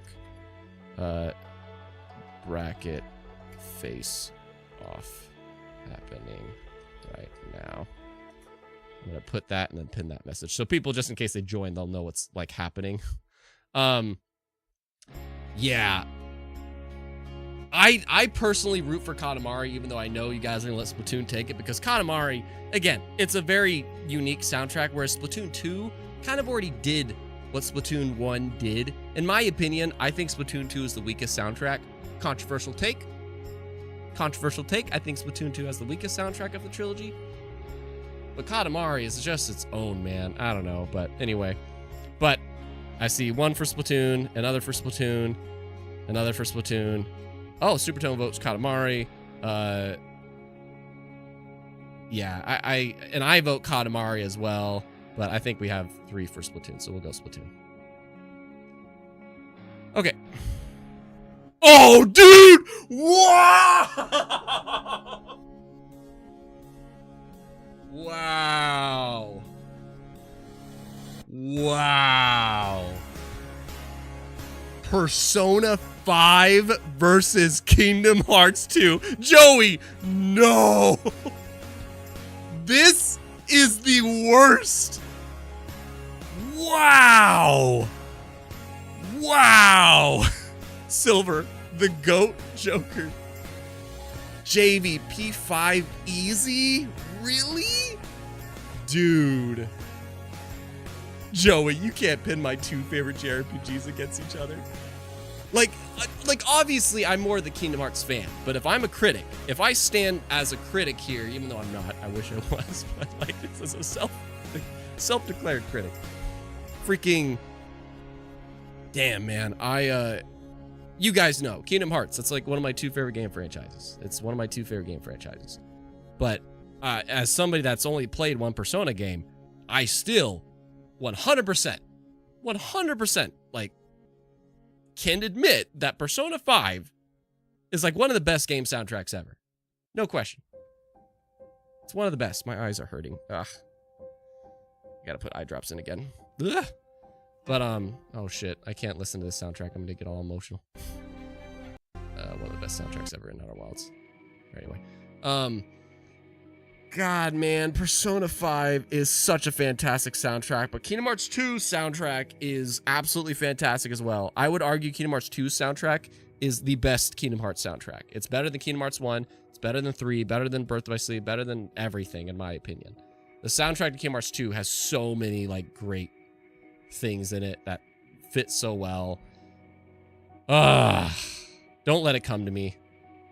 Don't let this come to me. Okay, let me count this. So we got C2 saying Persona, Persona was easier. C2 saying Persona. The Goat Joker. JV says Persona. Emalv says Kingdom Hearts 2. Supertone. I looked down for a moment and got jump scared. John says Kingdom Hearts 2 all the way. JV says I love Kingdom Hearts, but Persona. Steffi, no. P5, people better shut the frick up. Kingdom Hearts 2 all the way. No. P5, people better shut the fuck up. Steffi. There's 3. Don't let this come to me. Nita, you're 100% Kingdom Hearts 2. Like, no, but here's the thing. Like, Kingdom Hearts... Don't let it come to me. Please don't let it come down to me. I can't do it. Silver, this is a tough one for me to say. Kingdom Hearts 2 for me. Silver says Kingdom Hearts 2. Joey, I know this is tough for you. Okay. Persona 5 has a banger soundtrack, but that isn't Persona 5 Royal, which has a bunch of bangers. Okay, kind of like it's not Kingdom Hearts 2 Final Mix. Therefore, I think Kingdom Hearts 2 does leap over this because of that. If it was Persona 5 Reload, I'd still be debating, but Kingdom Hearts 2. Joey, thank you so much. Joey, you took it over. I would say Kingdom Hearts 2. I think Persona 5 is a more iconic soundtrack. It's a much more iconic soundtrack. But again, it's like I said earlier with Sonic Mania versus Sonic Adventure 2. I will always go with like the more like the bigger amount in the package. So it looks like we are just gonna nudge to Kingdom Hearts 2. And that doesn't make me happy, even though, again, I love Kingdom Hearts more than Persona. I recognize Persona 5 soundtrack is like S tier. So, all right. Now we're in, so we're just doing one side at a time. Interesting. I wanted to like get to the other side. So, okay. This is a good pair up. Jet Set Radio versus Sonic Adventure 2. So now we're like round 2. This is a good pair up because they're both like, you know, like just guitar riffs.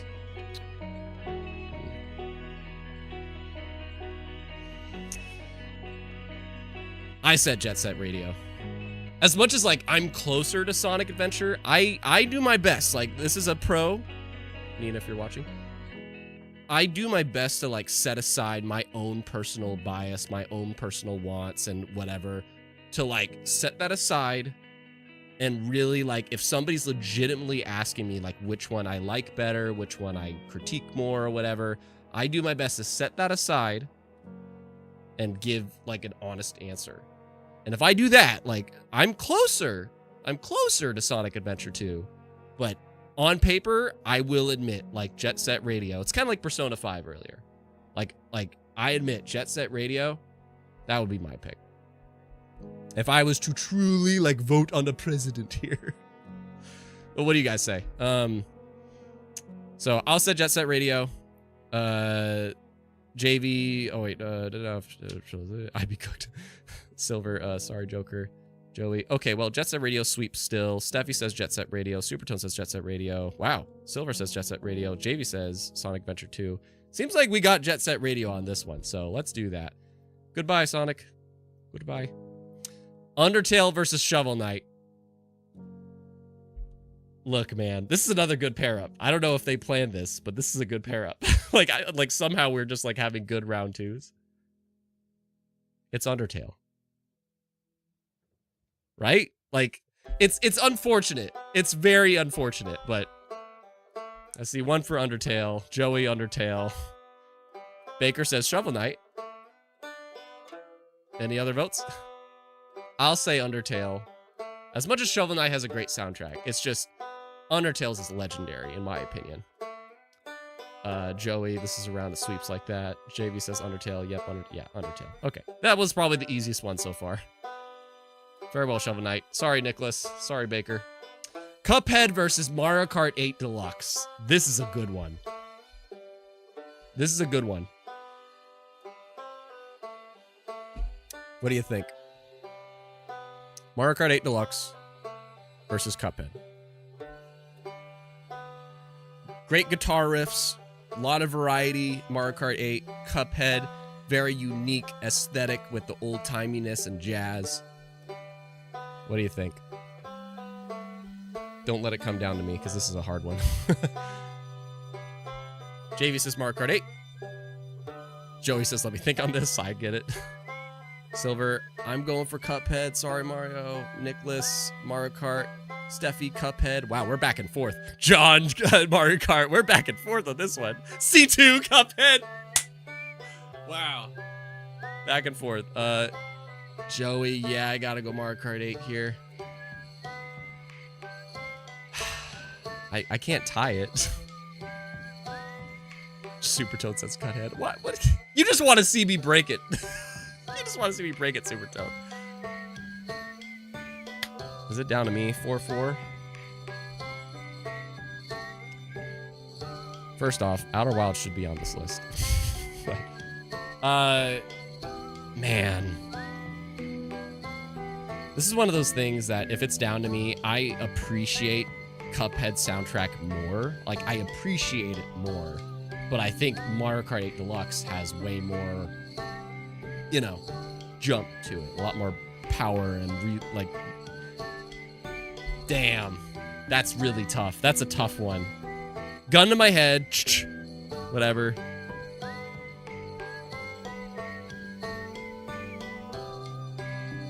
Damn, man, I'm sorry. I'm sorry for being the split, but...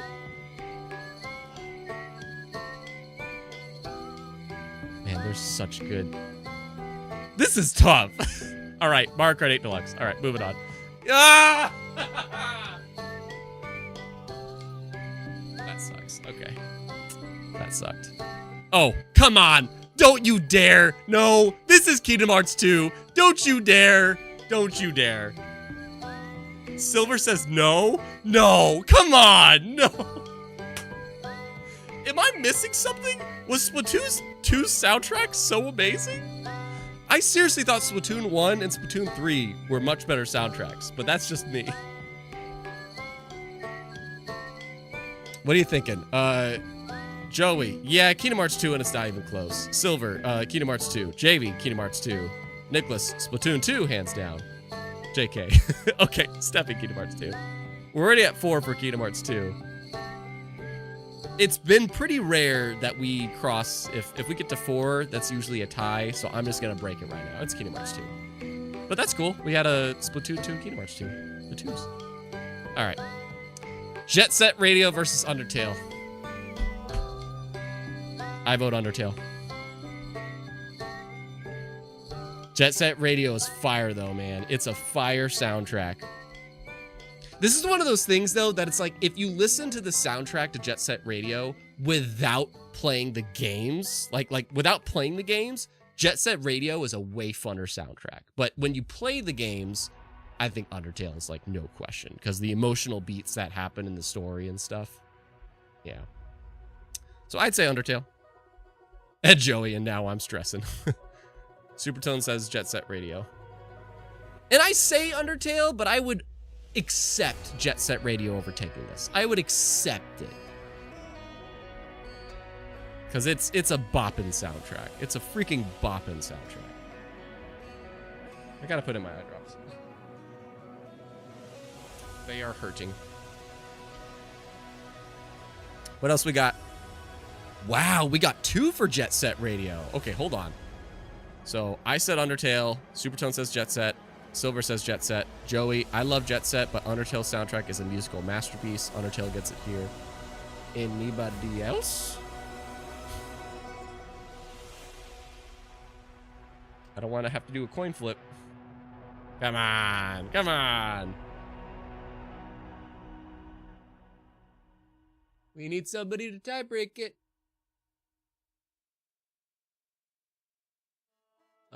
Okay. We don't need a tie on this. JV, Undertale. That might have broke it. JV put Undertale to 3, Jet Set's at 2. I think Undertale got it. It's 3-2.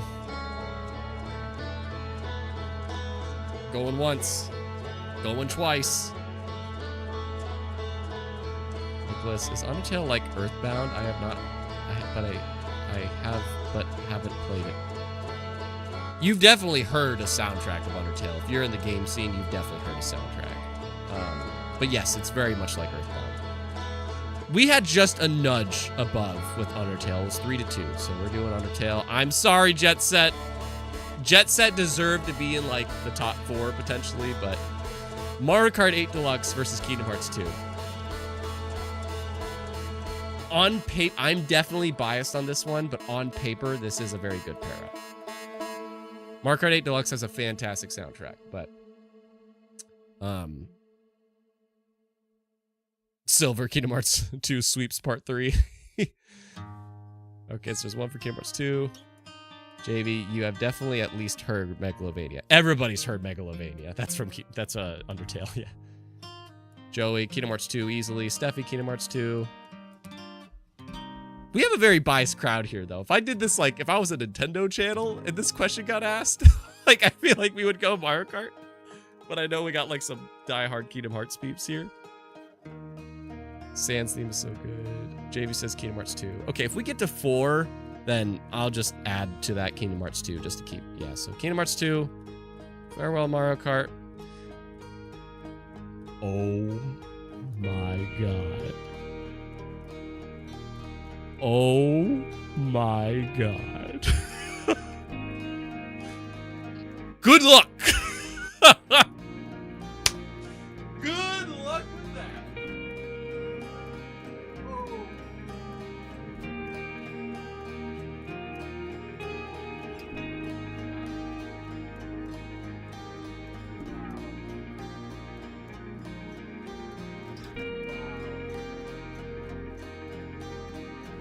That sucks.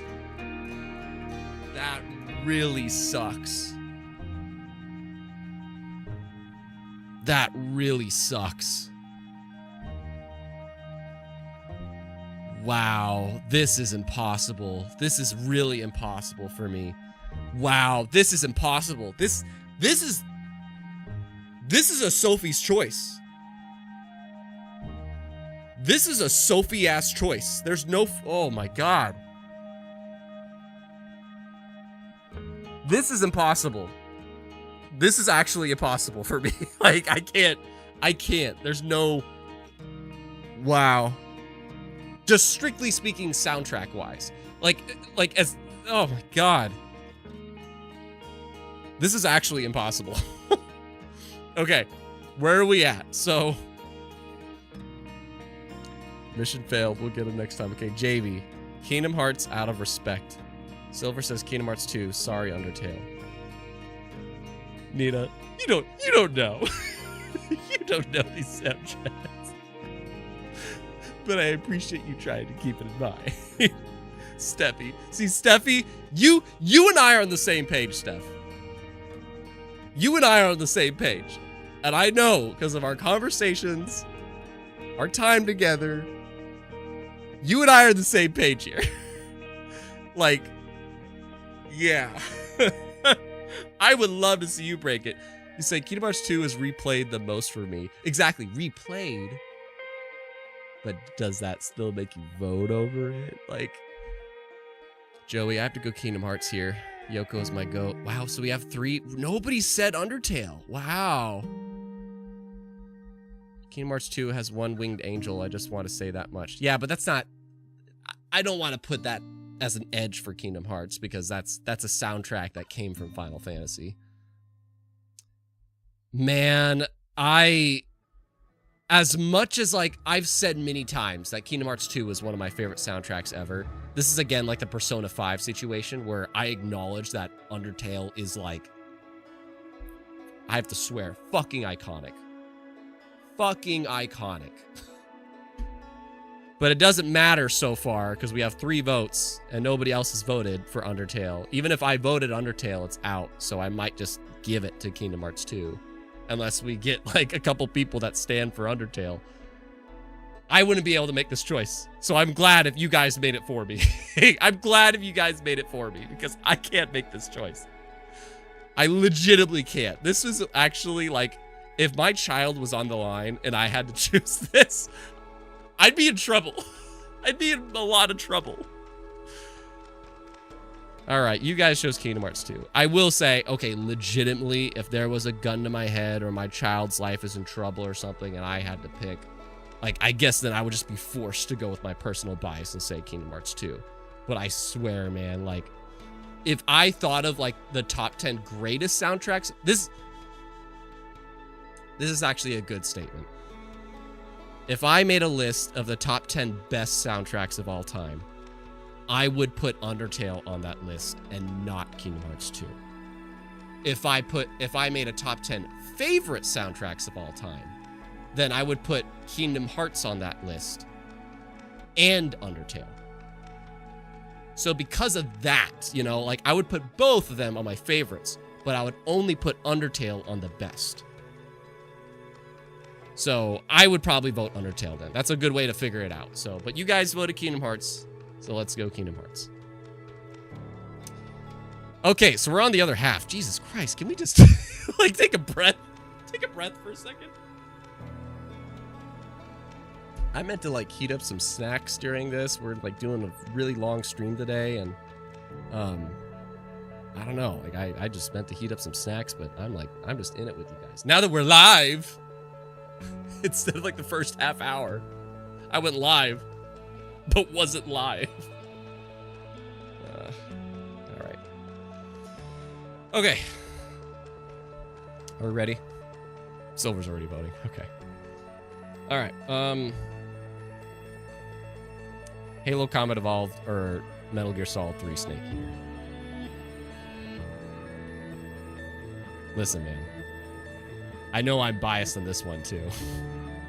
But Metal Gear Solid 3 is a phenomenal soundtrack. But the original Halo, man, like there's so many. Covenant Dance, the Warthog Run, the theme. Halo soundtrack is just so iconic. Joey, on one hand, Halo. Nicholas, I'm an Xbox hater, so Metal Gear for me. Oh. So we have 2 for Halo, 1 for Metal Gear. On one hand, Halo. On the other hand, Snake Eater. Supertones. Oh, wow. So I think we have a tight race here. So we got 1 for Halo, 1 for Metal Gear, 2 for Metal Gear, 3 for Metal Gear. Joey, nah, Halo's what I'm saying. Oh, shit. We might have a tie because I'm going to go Halo. Like, I think Metal Gear Solid 3 is a fantastic soundtrack, but I would go with Halo. So, wow. We're in a predicament. We have a tie. Unless, do we have somebody that wants to be the tiebreaker without any kind of agenda? You know, I don't like what Nicholas said. He said, I'm an Xbox hater. I don't like that. Okay, C2 broke it. It's Halo. C2 broke it. It's Halo. I don't like that. You let your bias take over your vote. But maybe that was just a joke. All right, Halo moves on. Dark Souls 3 versus Super Mario. If you don't pick Super Mario Galaxy, we have a problem. We have a problem. Dark Souls 3 is a fantastic soundtrack, but I don't know. For me, it's Super Mario Galaxy. I won't be mad. I won't be mad. Super Mario Galaxy has such a good soundtrack. Nina, if you're still watching, this is what I listen to more than actual songs. I listen to game soundtracks. I listen to film soundtracks. I listen to soundtracks. That's my main thing. But Master Chief, ready for mission. Wait, okay, so we got 1 for Dark Souls 3. Nicholas says Super Mario Galaxy. Silver says Super Mario Galaxy. Anyone else? Going once, going twice? And again, Outer Wild should be on this list. It would not have made it to the top, but I would have fought for it to the end. Okay. So 1 for Dark Souls, Mario Galaxy, 3 Mario Galaxy. Damn it, Mario Galaxy. Joey, you're stuck in a hard place. I'll say Mario Galaxy. We're kind of already at 4, so unless like everybody just leans to Dark Souls all of a sudden, then I feel like Mario Galaxy's got it. Because whenever we get to like something having 4 or 5 votes.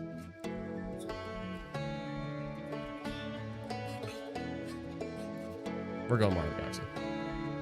When we get to 4 or 5 votes, it's pretty rare that something comes back. Oh, come on. Assassin's Creed Black Flag 4.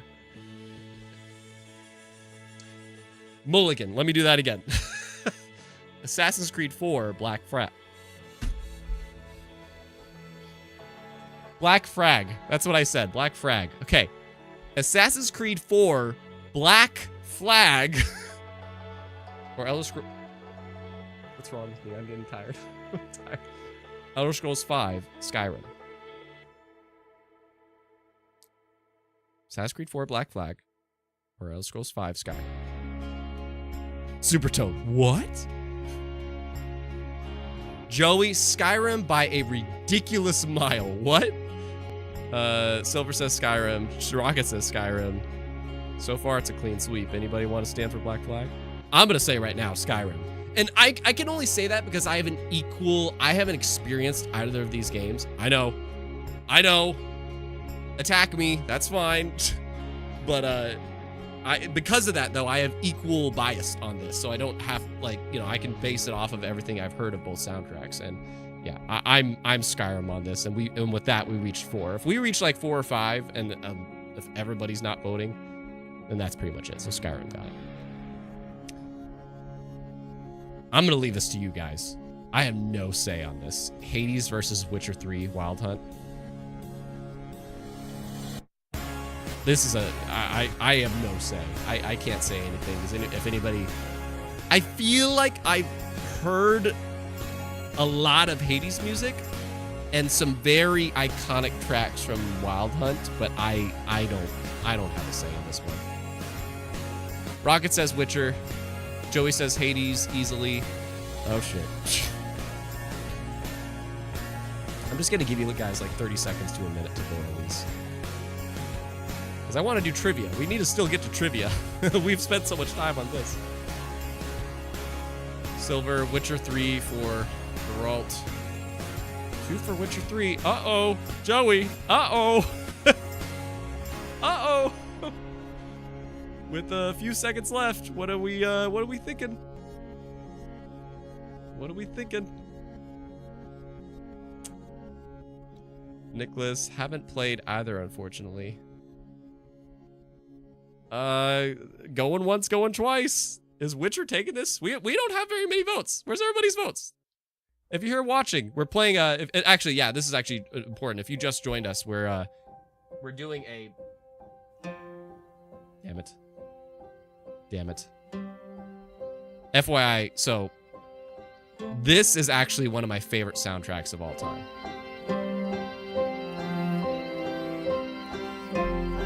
This specific track right here.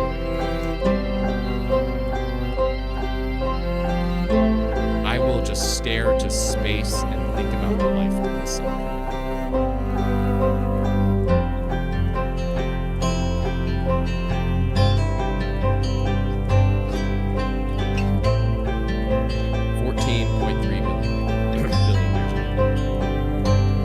Probably one of my all-times. Honestly, this specific track. And I can't listen to it. It's like it's too emotional. It's too emotional. Anyway. But yeah. So if you're just joining us, though, we are doing a bracket face-off of like what is the best game. We are doing a face-off of our favorite game soundtracks of all time, where you have to vote by typing your vote in the chat when we show it on screen.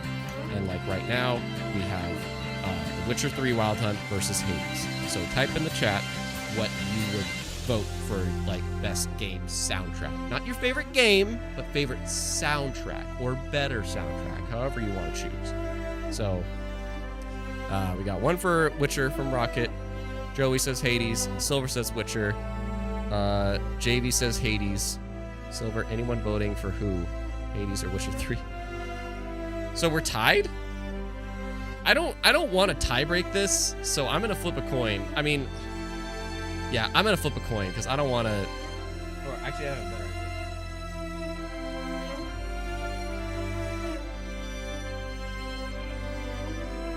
I don't want to decide this one. I don't feel like I should/could. So, Odd Witcher. Even, Hades. I'm gonna roll a dice. Whatever it lands on wins it.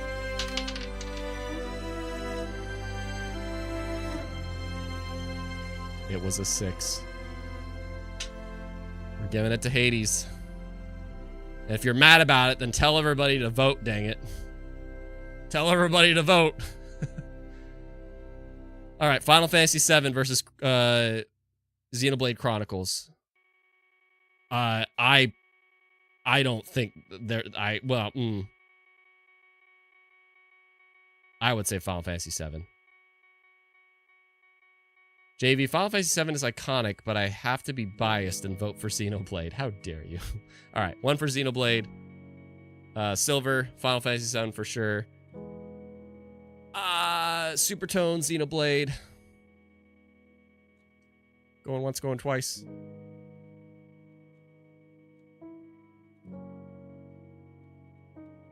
Joey, wait, no.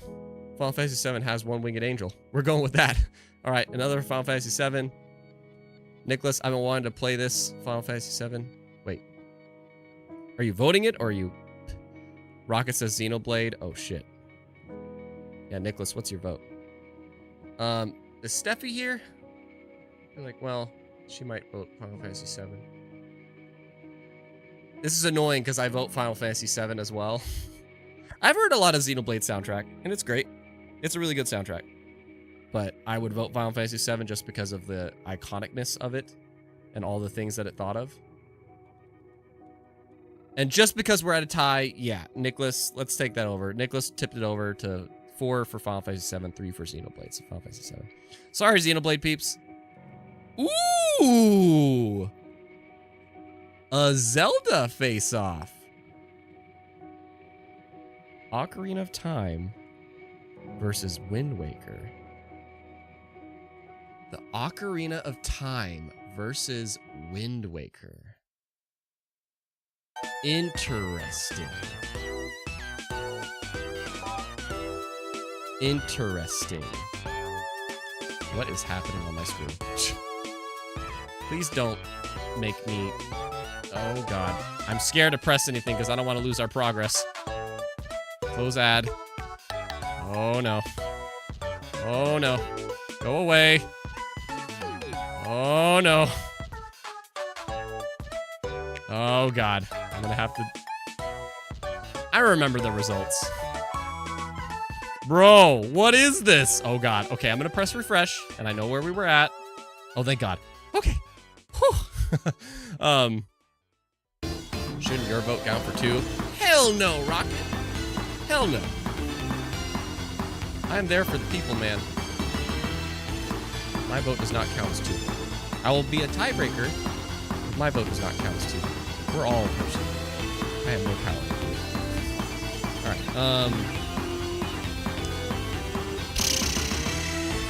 let's see, so Ocarina of Time versus Wind Waker, what do we got?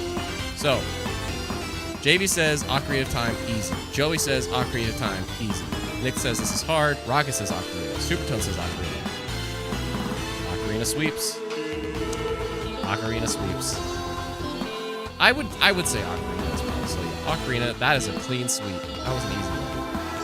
Pokemon Diamond and Pearl versus Donkey Kong Country.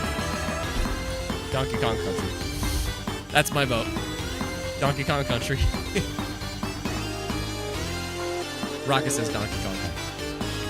JV says Pokemon. Supertone says Donkey Kong. Silver says Pokemon Diamond.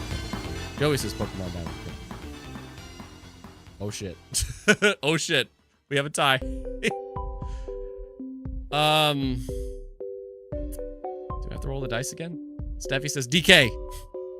Nicholas, this is the easiest so far for me. Donkey Kong. Did he vote? No, he didn't. Oh, okay. So we got a landslide. Okay, cool. Dire is the only best Pokemon soundtrack. Is the only best Pokemon soundtrack. I thought I heard some good one from Sun and Moon, no? All right, we got 3 for Pokemon and 5 for Donkey Kong, so we got Donkey Kong here. Pokemon Diamond and Pearl has a really good soundtrack. I played them. And it's great, but Donkey Kong's just a bit more oomph.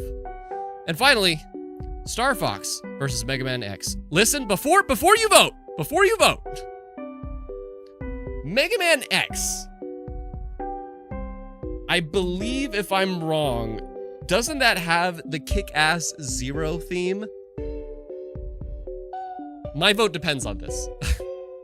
My vote depends on this, because I need to know like where Mega Man, come on, Mega Man X Zero theme. I need to know this for certain.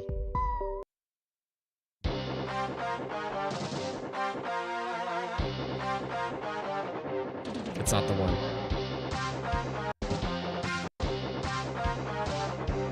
It's not the one. All right.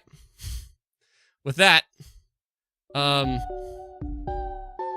I can't vote on the original Star Fox either. Yeah, I don't have a good vote on this one because I'm not very familiar with either of their soundtracks.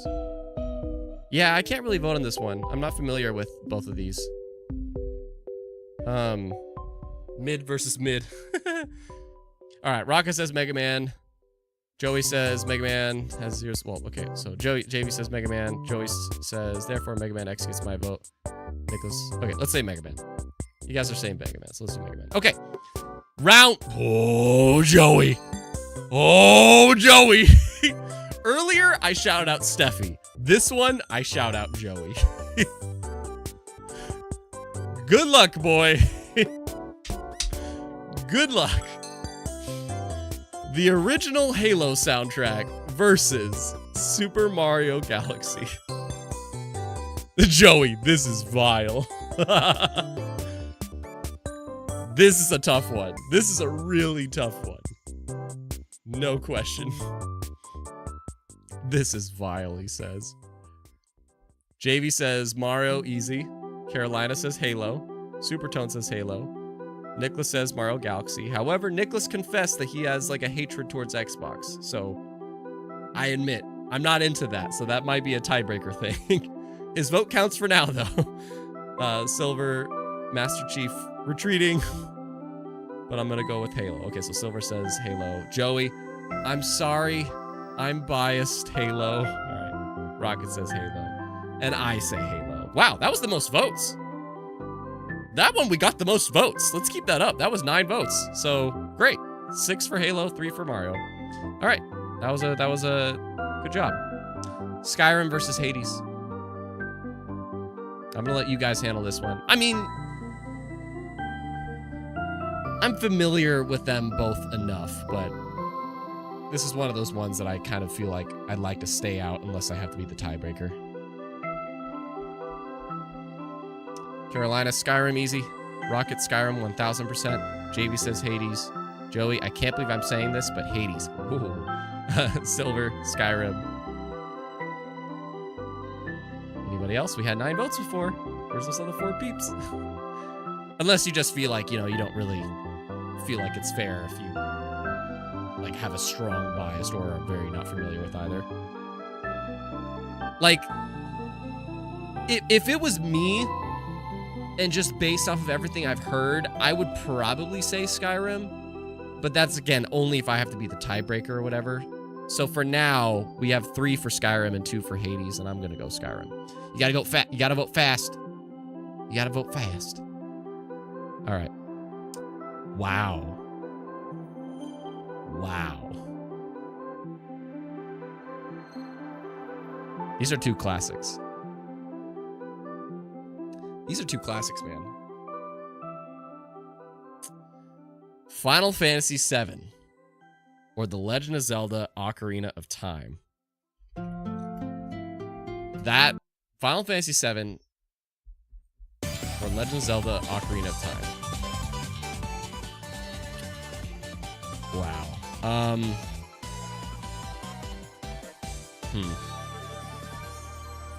That's actually a really, like, on paper at least, this is a face-off. This is a face-off. All right. We got 1 for Rocket, or sorry, 1 for Rocket. Rocket says Ocarina. JV says Zelda. Joey says FF7. Silver says FF7. Supertone says Ocarina. Silver says FF7. Wait. Okay. Cutie. Later, Nina.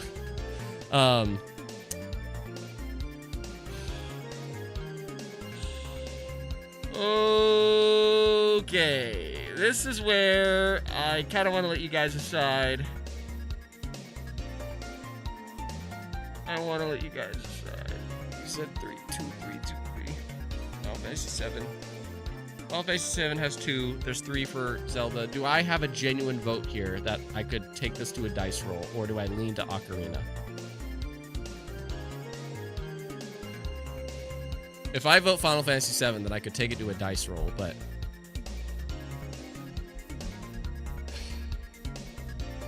I'm gonna make another account so I can vote twice. No, don't do that. Carolina, I like FF, so I don't like FF, so Zelda. Oh, don't say that. That's a very biased vote. Steffi, I can't vote. I don't listen to enough Zelda. I'll let Zelda win here. You guys already took it there, and I'm pretty split. So I'll let the majority so far said Ocarina of Time, so we'll let that go forward. That hurts, though. That was a good pair up. Donkey Kong Country versus Mega Man X.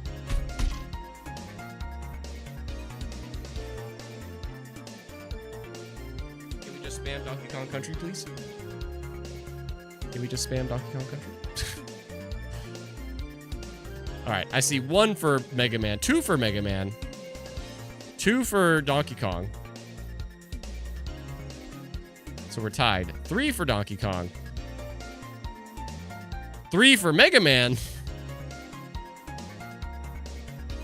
Going once, going twice. 3 for Mega Man, 3 for Donkey Kong.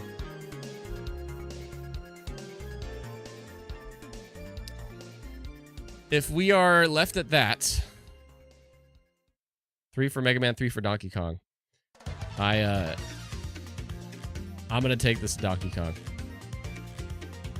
If I'm the tiebreaker, I'm taking Donkey Kong. Sorry, Mega Man voters. Skyrim versus Halo. Halo Combat Evolved versus Elder Scrolls V Skyrim. Wow. Wow.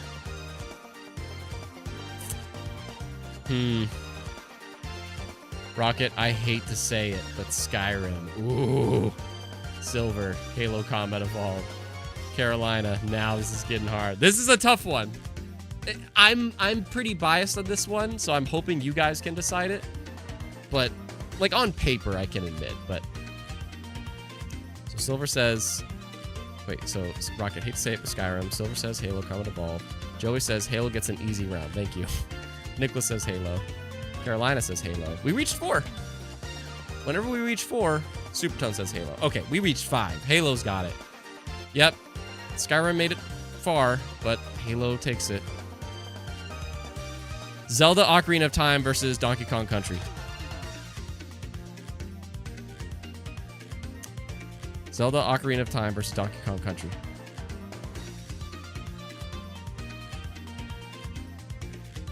I say Ocarina of Time. Joey says Zelda Stomps. JV says Zelda. Carolina says Zelda. Rocket says Zelda DK. That doesn't count. Silver, Zelda Kicks. Hydrogen Bomb versus Coughing Baby. Supertone says DK. Anybody else? Rocket said Zelda DK, so that doesn't count. I'll just take us to 5 and I'll say Zelda because yeah, Zelda's that's as much as Donkey Kong Country is a great soundtrack, yeah. But wow.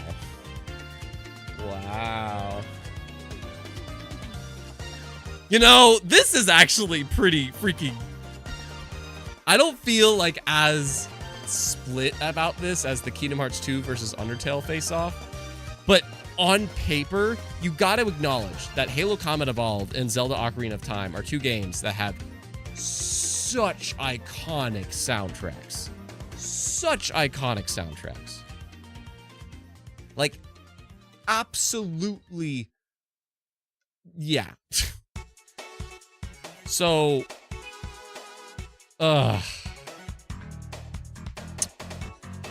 yeah.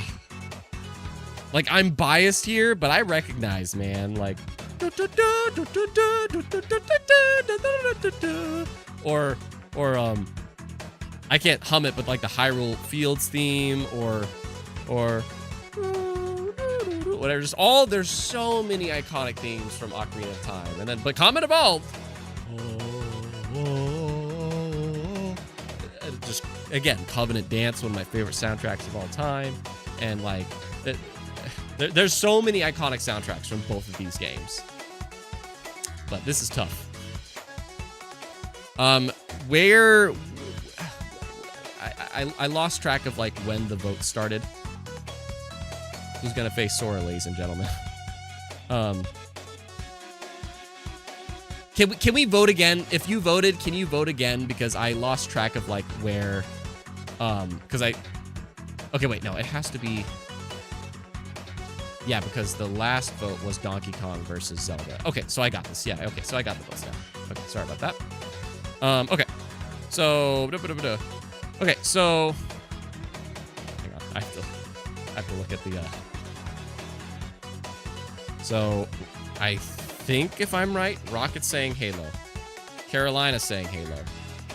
Supertone's saying Halo. JV's saying Zelda. Silver, who's gonna face Sora, ladies and gentlemen? Joey will uncooked. Silver says Halo. Joey, yeah, I'm still going Halo. The Halo theme is the second most iconic theme in gaming. What's the first? Well, okay, besides the Mario. Yeah, that's true. You want to sit this one out? Thanks, Nick. If, you know, you admit the whole thingy. Okay. I see the votes coming in again, but it seems to be similar, so... It seems that JV, who's probably, like, hurting right now, like, are you guys crazy? I also vote Halo, but, again, it's one of those things, like, on paper, like, I would totally accept Zelda taking it over Halo, but because they're both, like, so freaking iconic. But yeah, we clearly are voting Halo, so I love you guys. I don't know if we got here just because it's me. I don't know if we got here just because it's me, but we literally landed on my 2 favorite game franchises of all time. We landed on my 2 favorite game franchises of all time.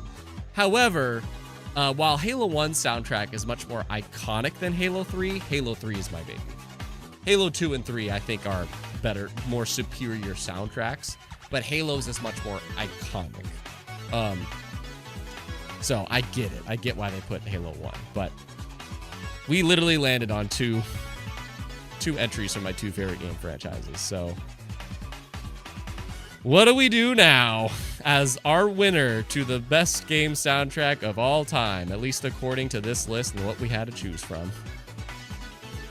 Joey, and now I am sorry to Halo, but Kingdom Hearts 2 kind of violates here. Kingdom Hearts 2 violates. What do you mean? So you're admitting Kingdom Hearts 2? Supertone, we did it. This is an even for you. I didn't say who I picked. Rocket says Halo. Carolina says Halo. Oh, wait, sorry. Okay, I think Joey's saying Kingdom Hearts 2. Rocket saying Halo. Carolina saying Halo. Silver saying Halo. JV saying Kingdom Hearts 2.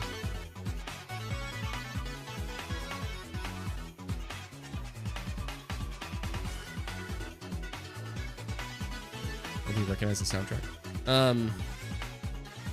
Any more votes? Joey, okay, yeah, Kingdom Hearts 2 confirmed. Okay. So if I vote Kingdom Hearts 2, then that literally takes us to a dice roll. That's bullshit. Yay, Paragon. Okay. Paragon says Halo. That might have did it. Like, even if I vote Kingdom Hearts 2. I don't know what I actually would vote on this. I would probably, if I voted, is there any more votes before I say this? Because we have two for Kingdom Hearts 2 and 4 for Halo.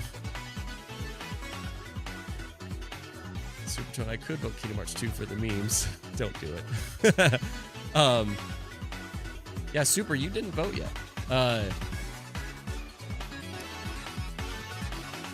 the winner is Man, this is another one of those things. Save the Music Society. Kingdom Hearts 2. Listen. This is another one of those situations where I personally feel I enjoy. Supertone said Halo. I enjoy the Kingdom Hearts 2 soundtrack more than the Halo soundtrack. I find the Halo soundtrack much more iconic than the Kingdom Hearts 2 soundtrack.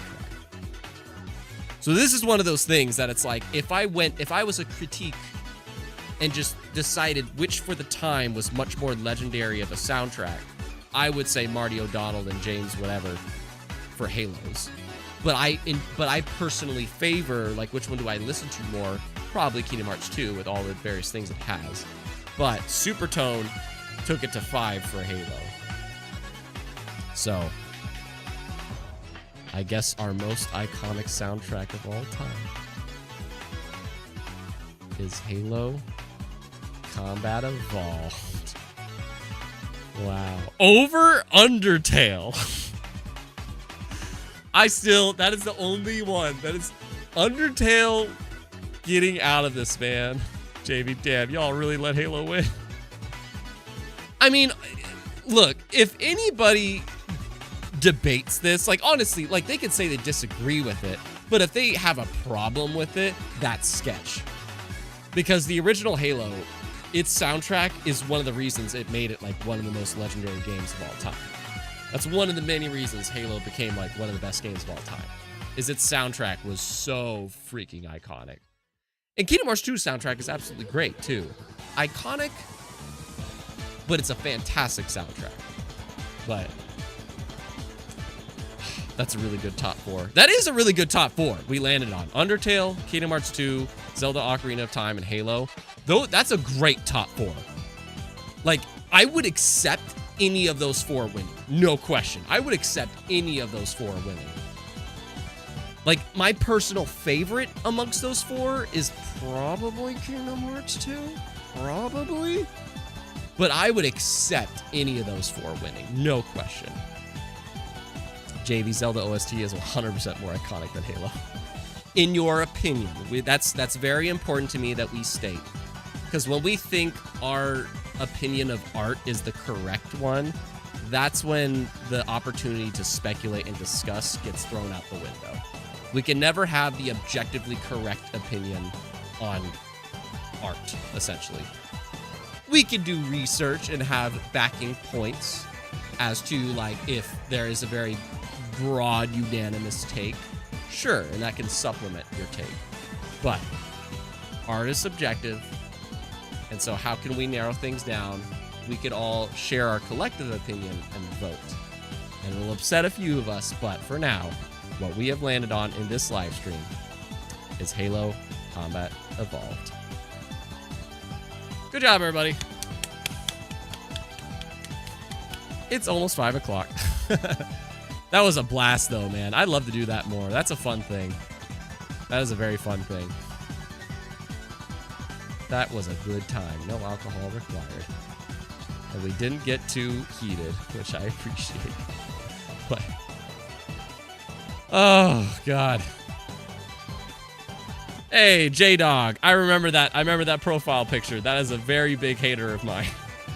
This is the biggest X-Bot I know on YouTube. Man, if that's true, I would be really surprised to think, like what you think of Colt Eastwood or, I forget there's another one's name. But yeah, if I'm the biggest X-Bot you know on YouTube, that's quite amazing.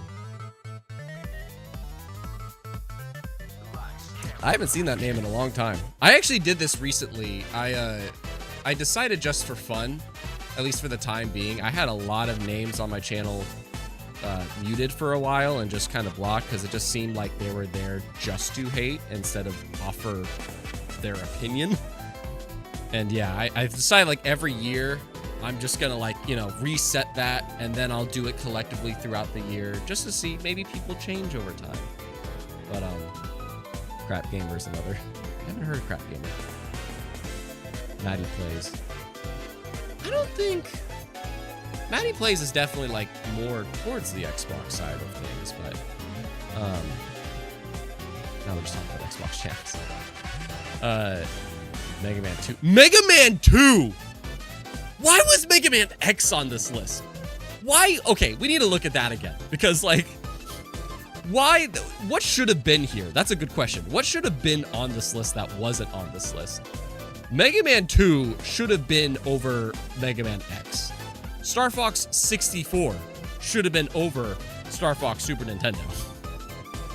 And I think this isn't actually true, but like I personally like, and obviously I meant that with the other things too, but Splatoon 1 and 2, I like the soundtracks more than 2, but I've heard that 2, like, I'm in the minority of that opinion. Everything else is really good picks. Is The World Ends With You known for its soundtrack though? I don't recall it. Like, and same for Assassin's Creed Black Flag. But yeah, I would have put Mega Man 2 in over Mega Man X and Star Fox 64. Those are probably the two most like prominent things I would say. Joey, because Mega Man X has the best OST in the Mega Man series. Really? Carolina, Mega Man 2 would have beat Halo in my opinion. Oh shit. X and Y, Silver, I'm with that. Pokemon X and Y over Pearl and Diamond. I agree with that. Just me, like, you know, just me, but I definitely would agree X and Y. Yeah, JV, X and Y over Diamond and Pearl's crazy. I definitely agree with that, X and Y for sure, but that's just me. Rocket, I think FIFA 14 should have been there. Really? Ooh. Okay. I wanted to do... So what? So, okay. I promised myself I would stream for 3 hours, and technically it hasn't been 3 hours. It would have been 3 hours if I went live correctly, but I did not. So I am obligated to stream for another half hour. All right, let's have that thing. But let's take a break for a moment, okay? Because I put on the schedule, we would do this little bracket and then have just kind of an open chat area, open Q&A. And yeah, I want to be able to do that with you if you have anything you would like to ask after all this time, after 9 years of doing stuff, any secrets that you would like to know. I kind of wish that there was 2 people that showed up that I wish were here during this part, but yeah, because I don't know. It's really crazy that I've been doing this for 9 years and that I haven't given up. I definitely, I'm gonna be honest, guys. It does hit me sometimes, like just been doing this for this long and it's still not like a career or anything like that yet. And I'm still hoping that someday it does, because I just can't give it up. I really struggle to give it up, but yeah, it's just wild that I've still been doing it, you know. So I have appreciated having you here. Oh, I need to unpin that message. And also, let me check this thing. Okay. All right. Rocket, what's your ethnic background? My Faja is half German and American or whatever. My mom is half Japanese and a bunch of other stuff. So I physically take after my Japanese side of the family. That is that. It's kind of hard to guess my ethnicity, right? I feel like I have one of those looks that's just like, he could be a lot of things. He could be Indian, he could be Filipino, he could be Mexican. I have one of those looks that it's like, what is he? Especially when I get a tan. When I don't have a tan, I got that yellow color, but anyway, so there's that. Silver, how'd you come up with the channel's name? So I talked about this earlier, Silver, but yeah, so if you don't know, if you're newer here or anything, or didn't catch the start of the stream, Samurai Kibiji is a character that I thought of for like a comic book or a manga that my friends and I we each thought of our own characters at the time. And my character was Samurai Kibiji, and And he was a guy with like dual swords. That's why whenever I play video games, I love characters with freaking dual swords and lightning and fire, because that's what Kibiji does. That's his fighting style. And yeah, it was a character that I thought of, and then I made him my gamer tag, and he was my Xbox gamer tag for many years. And then eventually because I was on YouTube for a while, but when I decided to finally go serious with YouTube, I was trying to think of like what my channel name would be, and I decided Samurai Kibiji, because that would kind of be the embodiment of this character not able to come to life in terms of comics or whatever. Oh, I can kind of live out the adventures that Kibiji would have, like whether he's in Halo or Star Wars or GTA or whatever. This is a character and a being that I'm playing as, that's my adventures and whatever, that he can live. So that was originally what Samurai Kibiji was. And it just kind of stuck to this day. Sometimes I do debate about changing the channel name, which would be very, very bittersweet and controversial. Because it doesn't exactly communicate what the channel's about, but then again, there's a lot of channel names that doesn't really communicate what the channel's about. Like, what the heck does Arlo mean? Oh, that's a Nintendo YouTuber, but how would Arlo communicate that? Or, I don't know.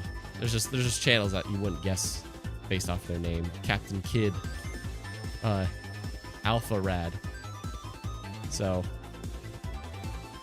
Supertone, we're similar in that half Romanian and half Thai with other Asians in there. Huh.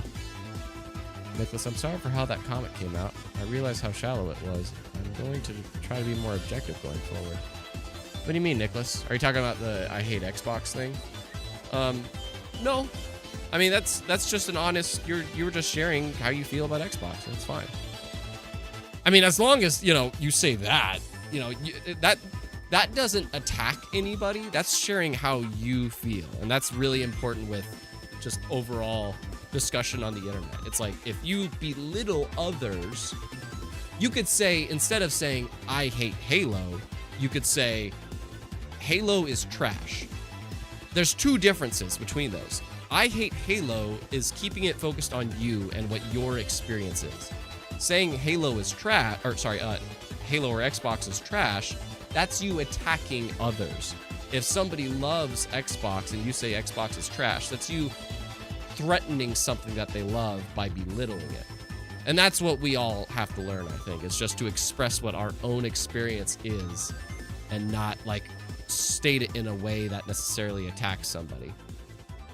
I'll never forget, man, one of the biggest things, the biggest tragedies of my channel that wasn't the hijacking is I had a long-time community member that I really miss, man, because he offered such great speculation and thoughts on the industry and really big picture stuff that I've kind of gotten more and more into over the years.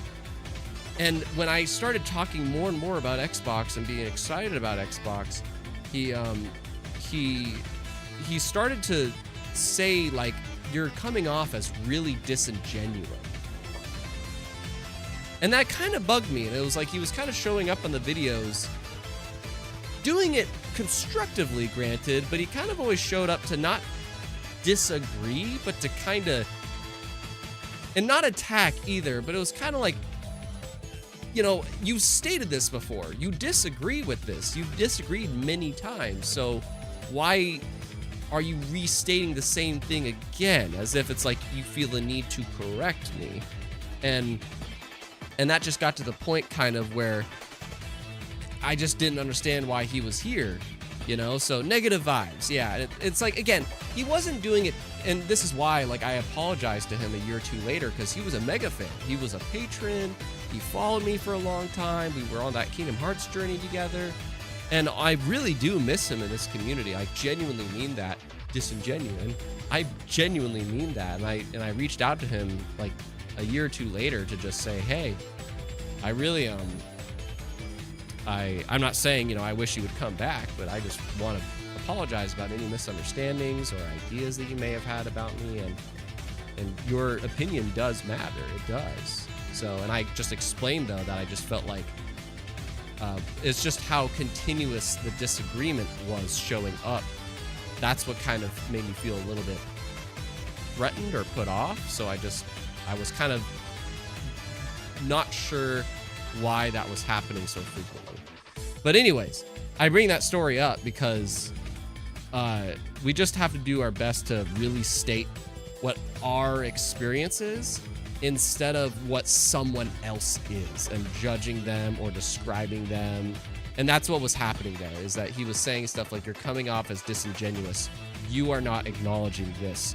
You are not doing that. And that's judging. That is describing somebody as if it is fact, instead of saying, I feel like this, or I am doing this, or I believe that. So we just have to be careful about how we phrase things. And I hope that's the community I want here, is that we could disagree, but we just have to do it in a way that doesn't belittle others.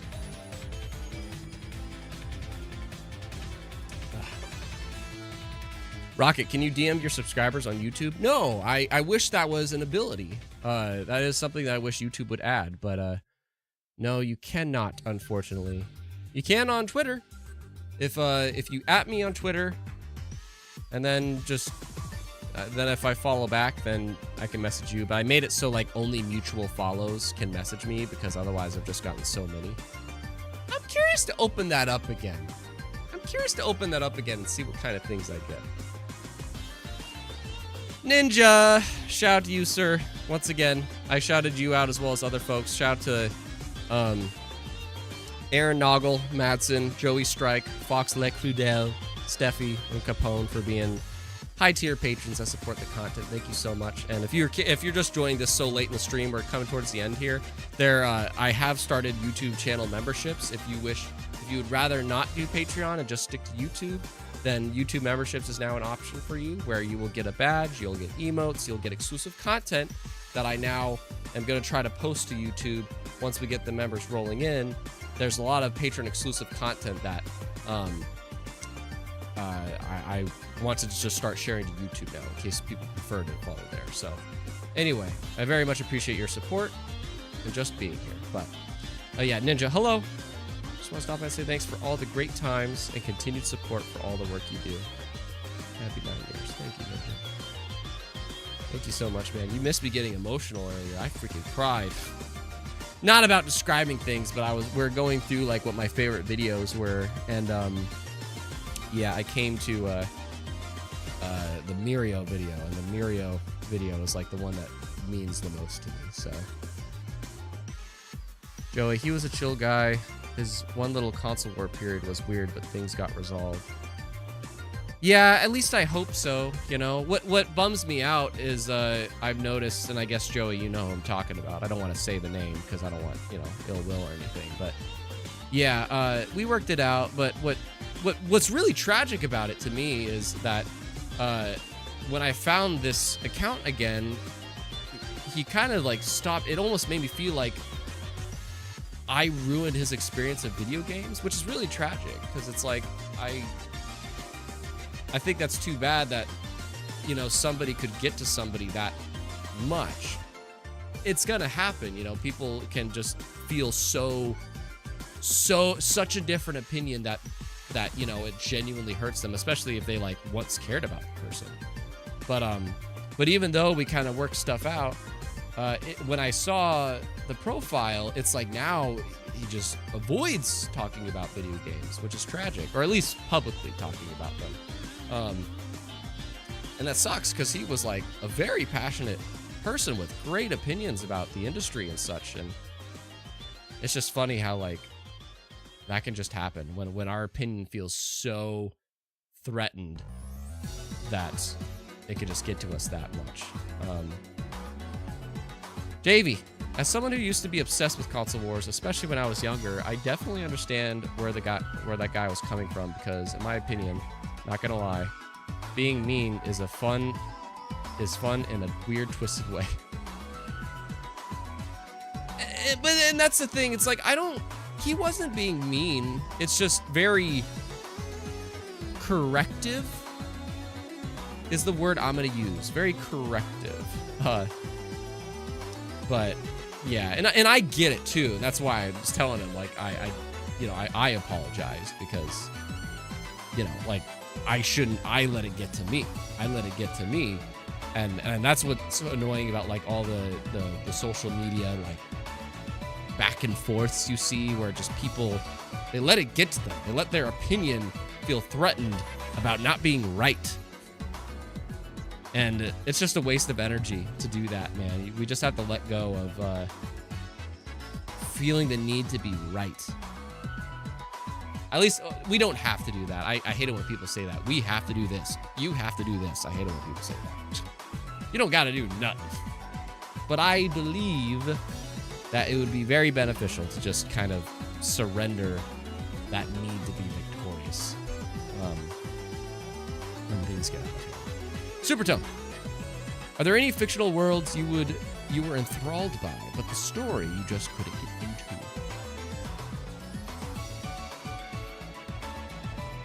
Any worlds that I was enthralled by, but I couldn't get into the story?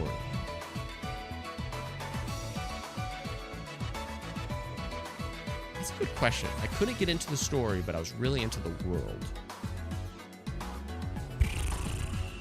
Wow. That's a really good question. Is there any fictional worlds you were enthralled by, but the story you just couldn't get into?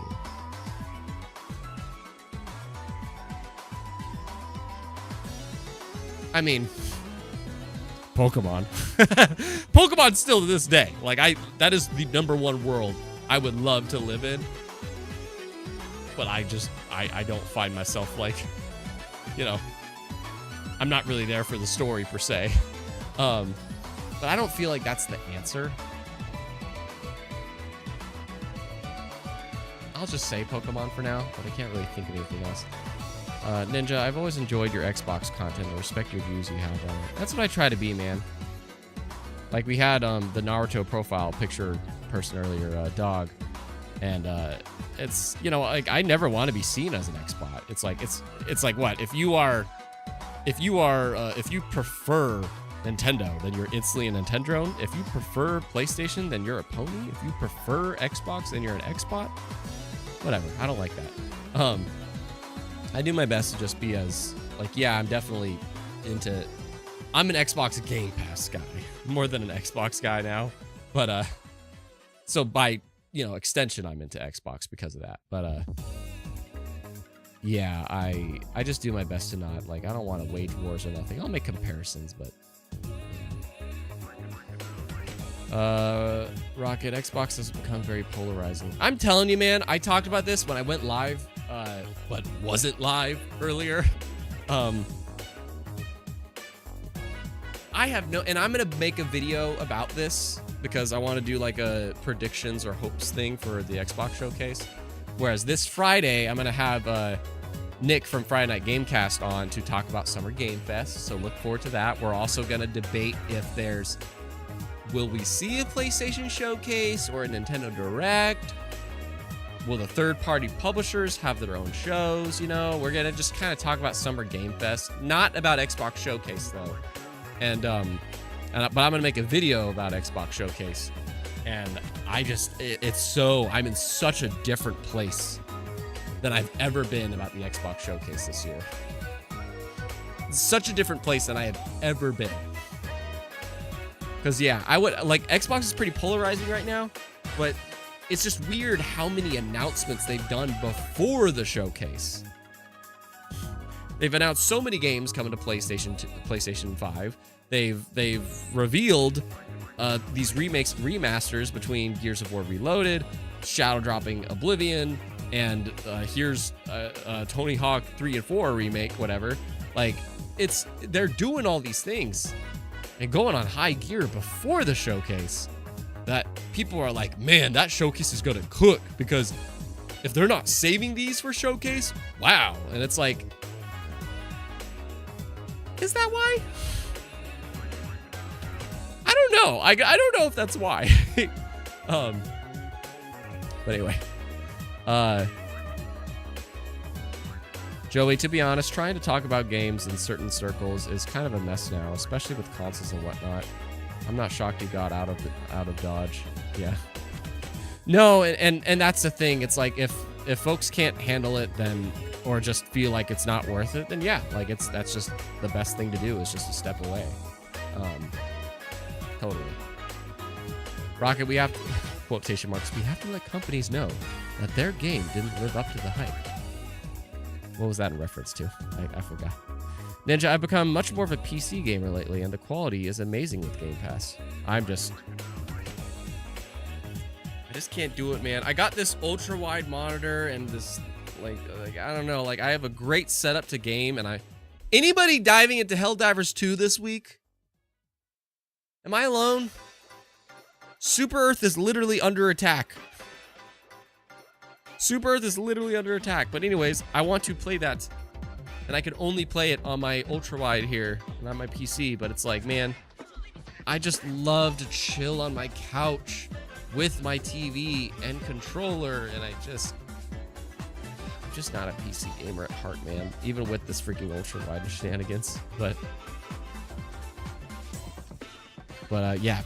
But as a PC gamer, you just have all the options in the world lately, and that's why, like, I really think Xbox, their next console, there's so much smoke around this fire of the idea that they're gonna make a PC console hybrid.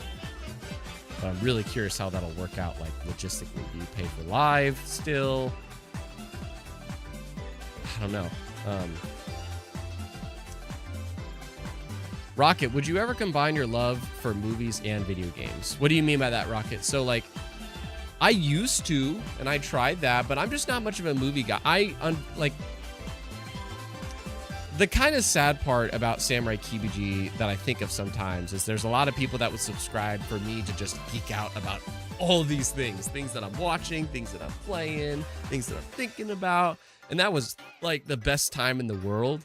And now it's like, unfortunately, all that's ever on my mind is video games.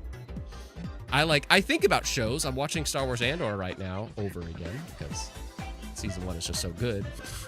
So I wanted to watch season 1 again before season 2.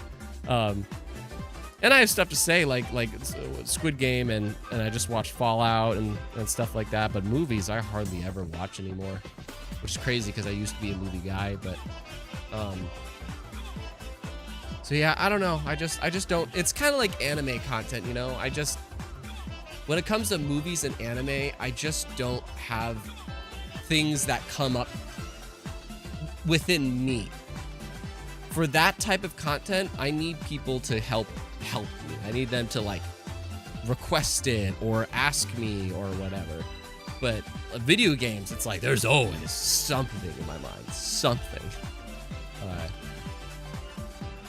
But yeah. Steffi, I've asked this years ago, and I'm curious if you'll have a different answer. If you could choose a team of 5 video game... Oh, Steffi, I remember this question. This is an old question. If you could choose a team of 5 video game characters to fight alongside with to save the world, who would you pick? To save the world.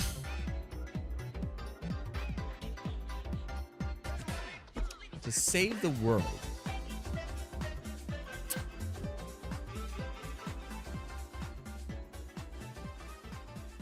To save the world.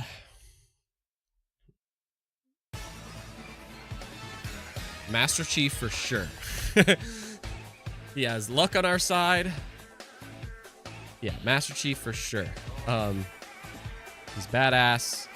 He's a walking tank in a sense. Yeah. And plus, he can follow orders. You know, he knows like how to do things and whatever. I want somebody smart. Who's a really smart video game character? The scientist from Metal Gear Solid 1, 2, and 4. What is his name? You guys know what I'm talking about? Oh shit. You know what I'm talking about? The glasses guy that was in love with freaking Sniper Wolf or whatever. God, what was his name? Oh, somebody help me. Come on.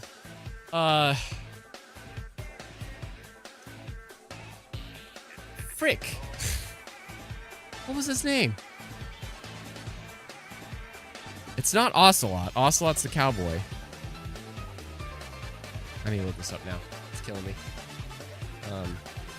Metal Gear Solid scientist guy. Hal! Otacon! Otacon! That's what it is. Otacon. Yeah. I would want Otacon on the team just because I want a scientist. I want a scientist that can, like, help us know what's gonna, you know, like maybe if we need an intellectual solution or whatever. So he's the brains of the operation, the man in the chair, while Chief is out there doing the dang thing with his great luck. I think I would also want the Doomslayer because Doomslayer would be he would be the Hulk in a sense where yeah. I'm gonna take Doomslayer out and replace. No, I'll keep Doomslayer in. I'm gonna keep Doomslayer in. He's gonna be like the tank of the group. We're literally just gonna cut him loose, Hulk smash, and he's gonna do it. Rocket, I thought of Kratos, and I might pick Kratos. I just worry that Kratos will be stubborn sometimes. Like I feel like he's not gonna like, you know, if we have to work together, he's just not gonna do it. There's something about Kratos that I'm a little bit worried about in terms of his personality. But if he works with us and he cooperates, then I think he'd be a great asset. So I'll say Kratos. Fine, I'll say Kratos. So we got Hal as a man in a chair. Doom Guy as our freaking tank that we cut loose. Kratos and Master Chief as kind of like, you know, let's get this done and hopefully do these objectives or whatever. And then I want somebody as like our support. We have the firepower, we have the brains, but I want somebody as my support.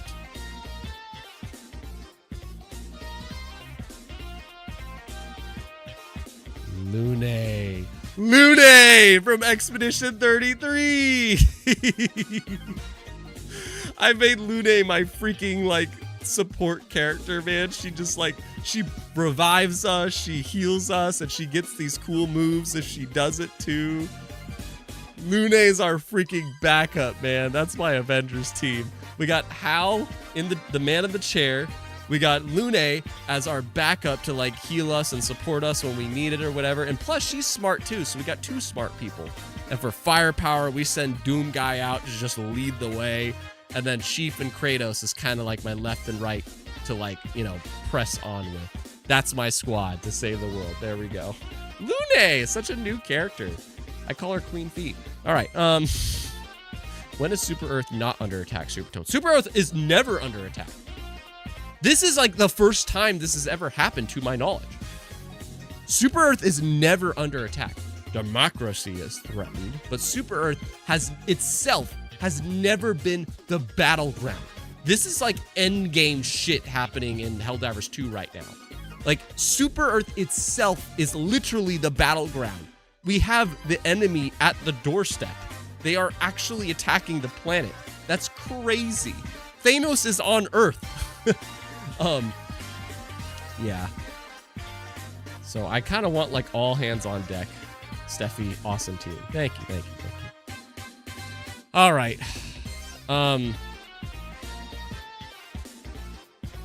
My final thing. Are you gonna play Metaphor? No. I would like to C2, and if you don't know what C2 is referring to, Metaphor ReFantasio coming to freaking Game Pass on the 29th, as Joey was shouting earlier. And I would love to play it, but I just don't see it happening. I missed my chance. I missed my chance to experience Metaphor. Maybe if there's like a slow period, I'll hit it. But for now, I'm still playing Doom: The Dark Ages, which I'm loving, by the way.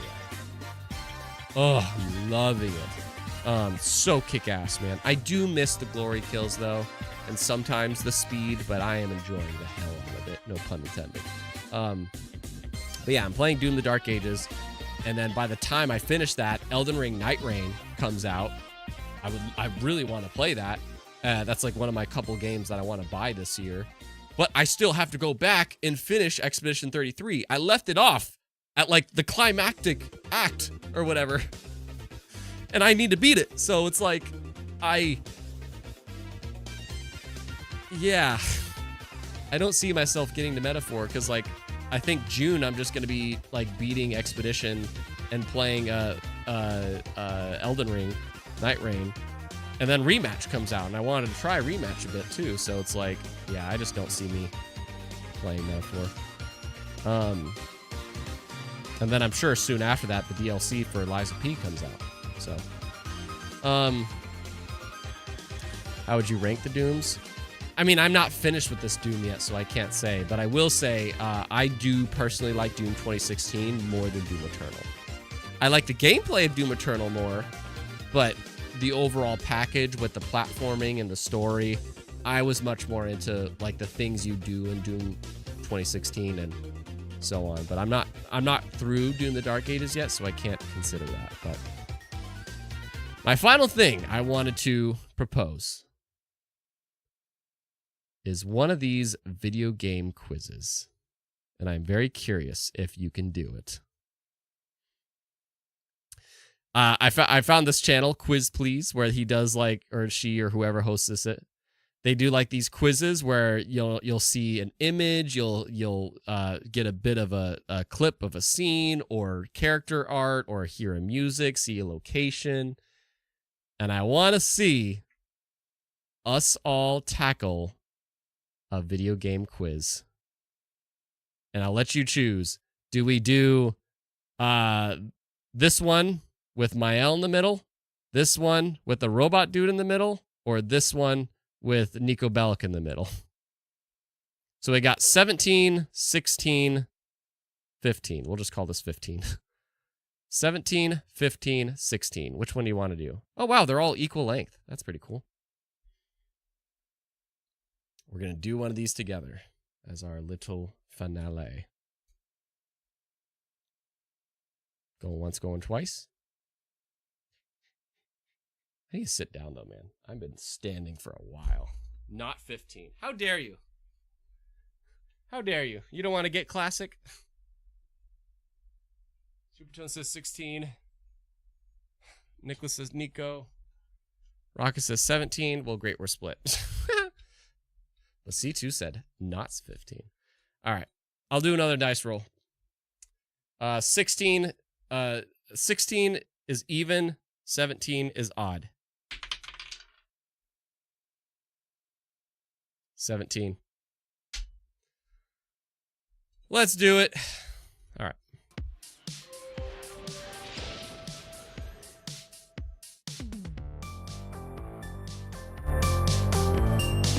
Wait, what's happening? Oh, okay, I see. So, round 1 is an image. Round 2 is a hotbar. So I'm guessing that's like that UI that's at the bottom of the screen. Trailer is round 3. Main menu screen, round 4. Round 5, cat. Is it just like a cat from the game? And then 6 is character. What do you think you're going to dominate?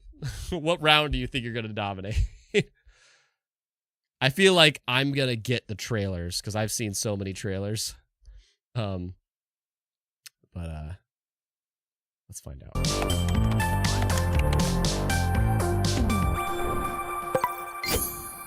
One image.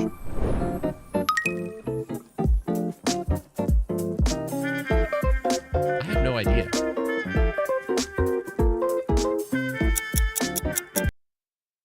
I have no idea. Baldur's Gate 2. Okay. Baldur's Gate 2.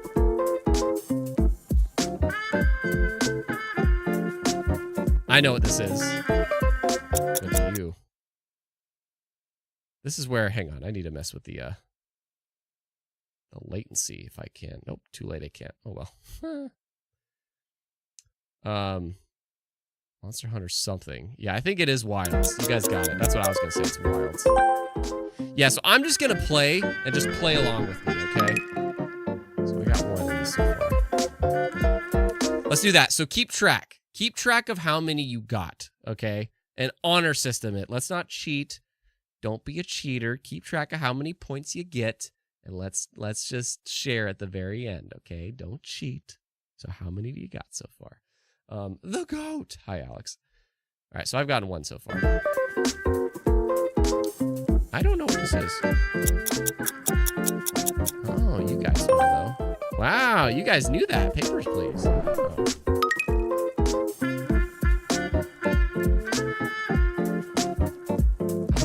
I don't know.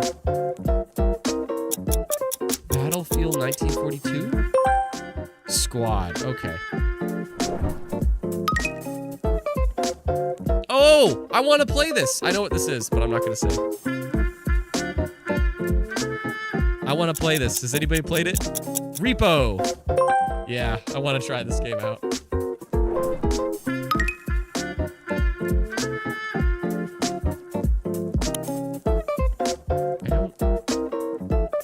I don't know.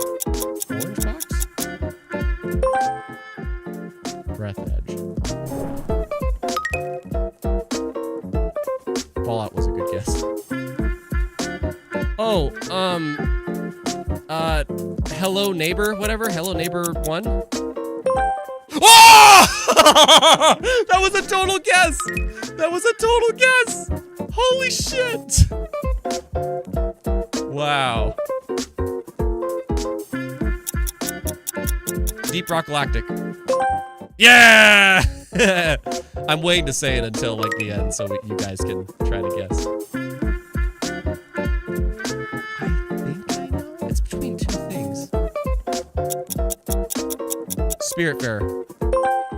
Damn. Okay. Just you got it earlier. I have no idea what this is. Oh! Oh, I think I do. Oh, shit. Never mind. No, I didn't. Round 2. Hot bar. I have a guess. I don't think that's right. Stalker? Rust. Okay. Okay, but... yeah, we know like what this could be, but which one? Dark Souls 1. It's Elden Ring? How is it Elden Ring? Holy shit, it is! And I messed that up? Oh my god! I messed that up? Are you serious? Wow, alright. Fortnite. Yay! Okay.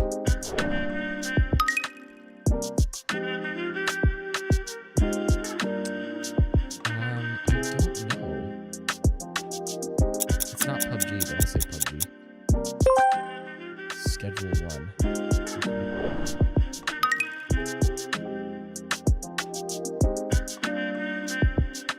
I have no idea. I have no idea. I don't know. Wow, C2, did you know that?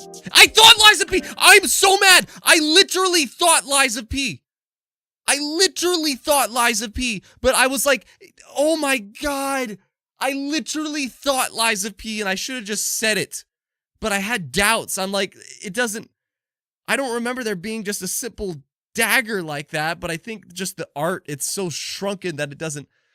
Oh, that pisses me off. Oh, just say it. Gut instinct. It's better than nothing. Damn. Damn, I should have got that. I'll guess something.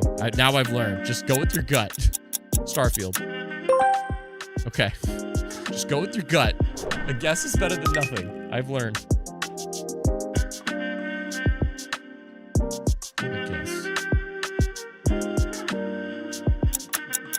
PUBG. Okay. It's the second time I said PUBG.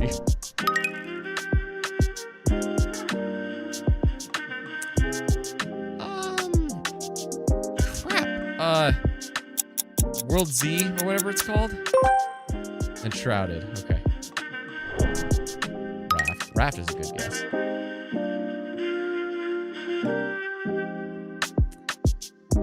Oh, Slime Rancher?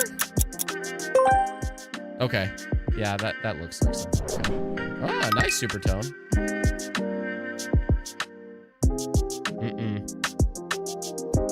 No idea.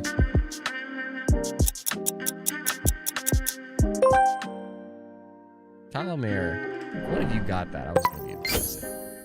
Round 3 trailer. All right, get me in. The greatest temptation is trying to control something we do not fully understand. But what do we do when faced? I don't know. Oh! I'm so pissed! I did it again! I thought I did it again! In the back of my mind! In the back of my mind, I thought Stalker, but the graphics don't look... That wasn't Stalker 2. The greatest temptation is trying to control Stalker something 2. we do not fully Oh my understand. god. Oh, What do it we was the do first when- shots. I'm like, I don't recognize this. Oh man, but in the back of my mind, I thought it was.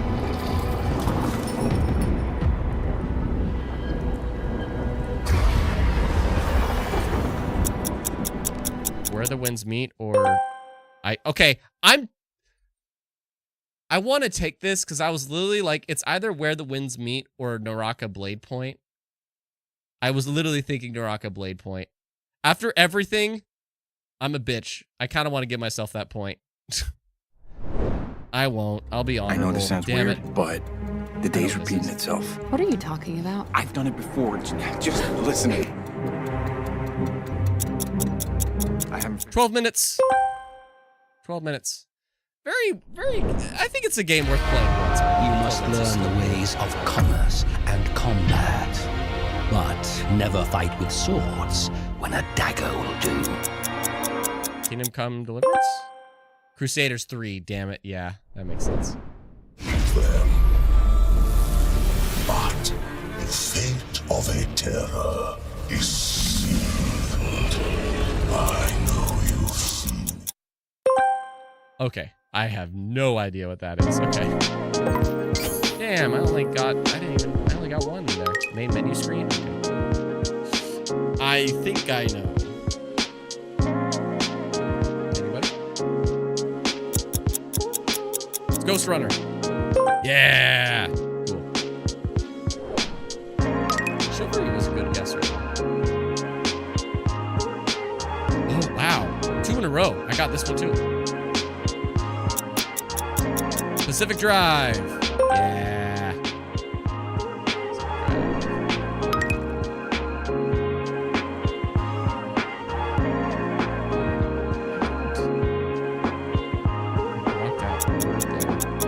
Left 4 Dead?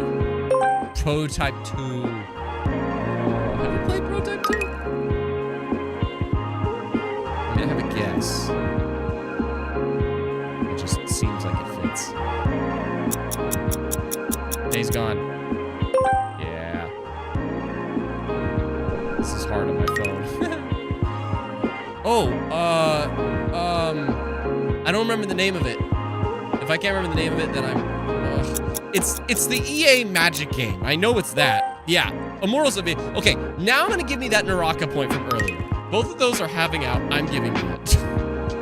All that collectively, I'm taking it.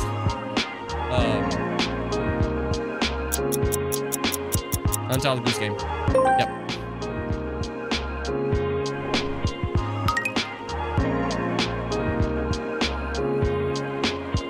What? Hitman Absolution?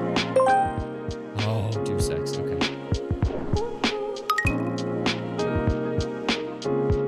I have 2 guesses, and I don't know which one to go with.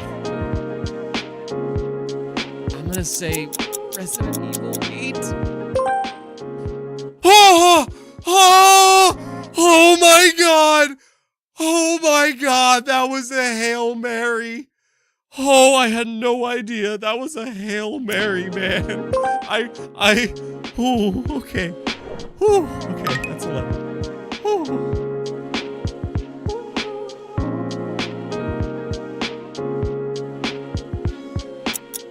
Is this Kingdom Come Deliverance? Yeah!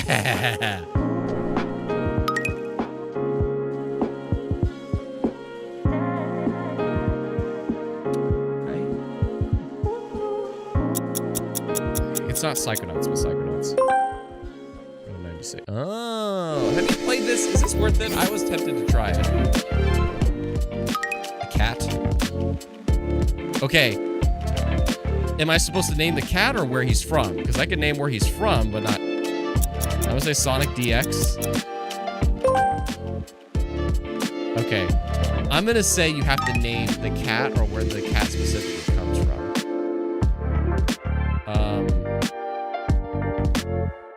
I mean, I don't know what the game is, but this seems like a Capcom game or something. Oh, Dark Souls.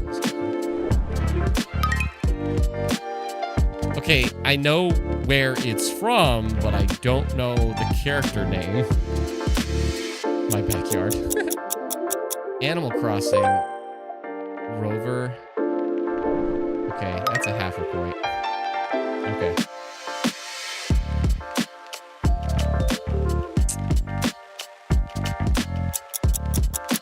The stray cat. Yeah. There's no name for him. Oh, I just want to know if I remember the name, but I know exactly where this is from. Final Fantasy VII Kate Sith? Yeah. All right. Round 6, final round, character. Hey, but do you know her name? Mael from Expedition 33. Yeah.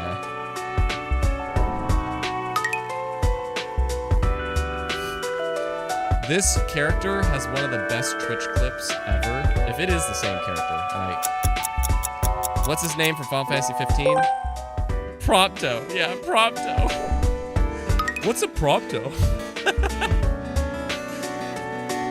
What's a Prompto? Steffi, you remember, yeah. An Ender from Minecraft? Yeah. What's a Prompto? I know the game, but I don't know the character. We get a half a point. Borderlands 2? Oh my god! I can't believe, hold on! I actually got the game. I knew it was Borderlands, but I didn't know which Borderlands. I literally just threw out 2. That's funny. Wow, okay. Yeah, I got this one. I don't remember her name, though. Life is Strange Chloe? Okay, yay, Chloe, yay. I don't remember his name. But Jedi Fallen Order and Survivor. Grease, yeah, Grease, yeah. I know the game, I don't know his name. Star Wars person, Super Star Wars person. Overwatch, I don't know his name. I'm gonna give myself half a point for the ones that I only get half of, so I don't know that. This one I have no idea. Zero idea. Diablo 4. Dragon's Dogma 2. Okay. No clue?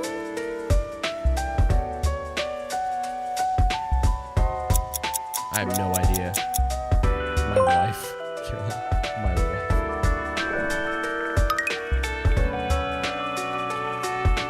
I have a guess, but Returnal? I was gonna die if it was Returnal. I was gonna die. Okay. So I got some like half points here and there. But I landed at 21. 21 points. Wait, do I have applause? Do I have applause? My sound thing isn't working. Oh. I landed at 21. Wrong frame. Yeah, wrong frame. Oh. Okay, well there was something. That was fun. I always love doing those, man. Like I would love to if I ever hosted like a Kibi retreat where like, hey guys, let's let's just stay in like a freaking huge ass cabin together, or you guys stay in a cabin together, and I'm gonna come over every day and host some game shenanigans. We're doing this. Like, we're doing these little quizzes, and I want to like just compete over that. But yeah, good game, everyone. GG. Yeah, I landed at 21. Good shit. JV, I got like 11. Hey, if you got more than 10, that's pretty good. Alex, speaking of repo, it's amazing. I think I like it more than Lethal Company. Yeah. See, and that's my problem, is that I knew Lethal Company was going to be fun, and then something else would come along. You know, it's just there's always a new Among Us. There's always a new Phasmophobia. There's always a new Lethal Company, and now it's Repo, you know, so. And there's another one coming up soon that's like a bank robber thing that everybody looks like Looney Tunes. I forget what it's called, but yeah. I'm exhausted. The stream says I have been streaming for just over 3 hours, but I've actually been streaming for close to 4 hours because of the half hour that wasn't live. But, yeah. So now is the part that I ask any final thoughts as I kind of close out and say, I would like more questions and whatever that I can answer for you, or content ideas, or your favorite things, like your favorite things that you like to tune into, like Ninja. I know you've clarified that like you've recently really been enjoying my Xbox content. There's somebody else that said Xbox content. We've shared like, you know, what we've some have found me through, whether it was anime reactions or Kingdom Hearts, people we've lost, you know, and I say that as if they died, but you know, I would love to know, like, is there any other final questions? It could be like peanut butter or jelly, or serious, either or content ideas, or if you would like to share what your favorite things have been. I have a short that I'm hopefully going to post tomorrow. It's basically the summary of last week's live stream. I might actually save it for a later. Yeah, I think I'm going to save it for a later time because we already have so much content this week to consume. But Friday, I'm going to have Nick from Friday Night Gamecast back on the channel to talk about Summer Game Fest. So, Nick, I hope you don't see this, man. But prepare for some long-winded answers, because that man, I love talking video games with him so much. However, that man, he knows how to have long-winded answers, so I have to figure out how to like interject to make it like a back and forth convo. But I'm looking forward to it. We're going to talk about Summer Game Fest this Friday and debate if PlayStation, Nintendo, or third parties are going to have their own shows. And then next week, I'm hoping I have my Xbox Showcase predictions video. At some point, I want to post this like just very raw, probably not that edited, just discussion about why I enjoy animation so much more than live action to West Side Otaku. And Twitch at some point, man, like I have a playthrough of the epilogue to Find Love or Die Trying. I do want to play through that at some point on Twitch. And we have a just a casual VOD channel that is on YouTube, but just none of the videos are public yet. And we now have YouTube memberships. So I've been kind of getting things ready for just approaching, you know, this next year. And I'm trying to like make a list of sponsors to hopefully, you know, as much as crowdfunding is my absolute favorite way that any artist or creator can do what they love, because it just shows like the investment from the community that values it. I don't want to be like reliant on that. And so I'm trying to make a list of sponsors that I'm hoping I can work out some kind of cool deals with. Because I really do, man. I love making content for you, and just it's been 9 years of, again, I've been on YouTube for longer than 9 years, but it's been 9 years of like really making this an active hobby / dream. And that's definitely led to burnout many times, but I'm still at it because I just can't help myself. And I do want to figure out ways of not feeling as like I'm ignoring the world if I'm doing my, you know, this hobby. So I appreciate, whatever stage you are, whether you're a member or a patron or just watching or you liking or commenting, whatever, engaging with me in social media. I appreciate it all, man. I really thank you for these 9 years. And we have to figure out something really big and fun to do for next year, because that's a 10-year. But yeah, so that's my spiel before we come to the closing here. But is there anything else that I can do for you that you have feedback on, or casual or serious question, or little random insert? Let me know.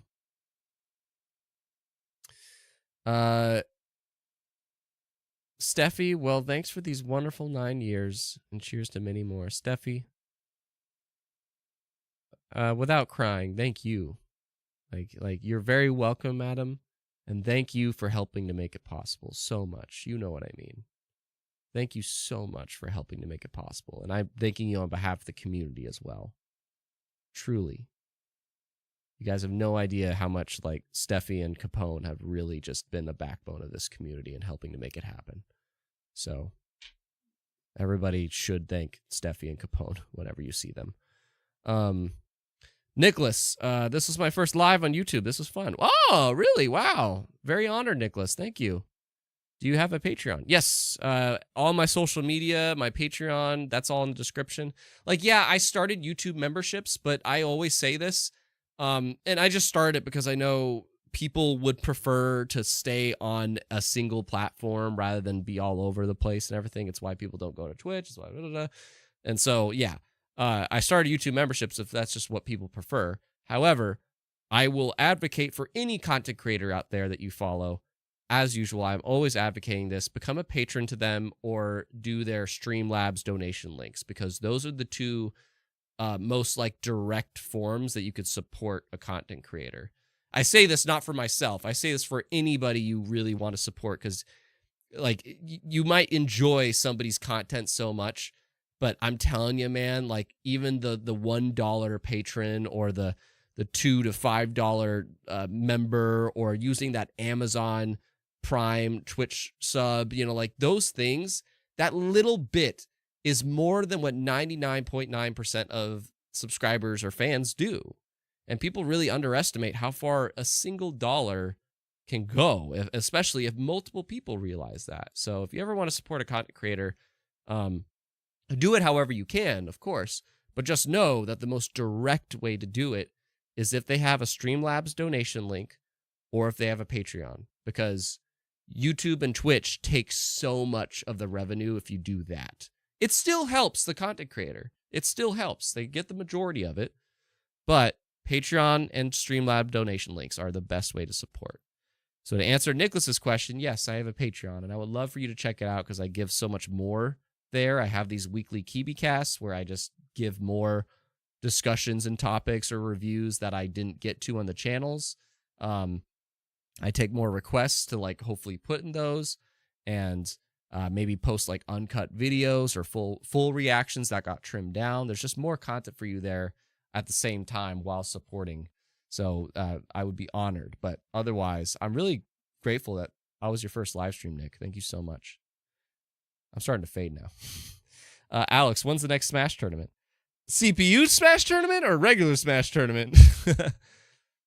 We do need another CPU one, though. I love the CPU ones. But, yeah. Smash tournaments are a blast, man.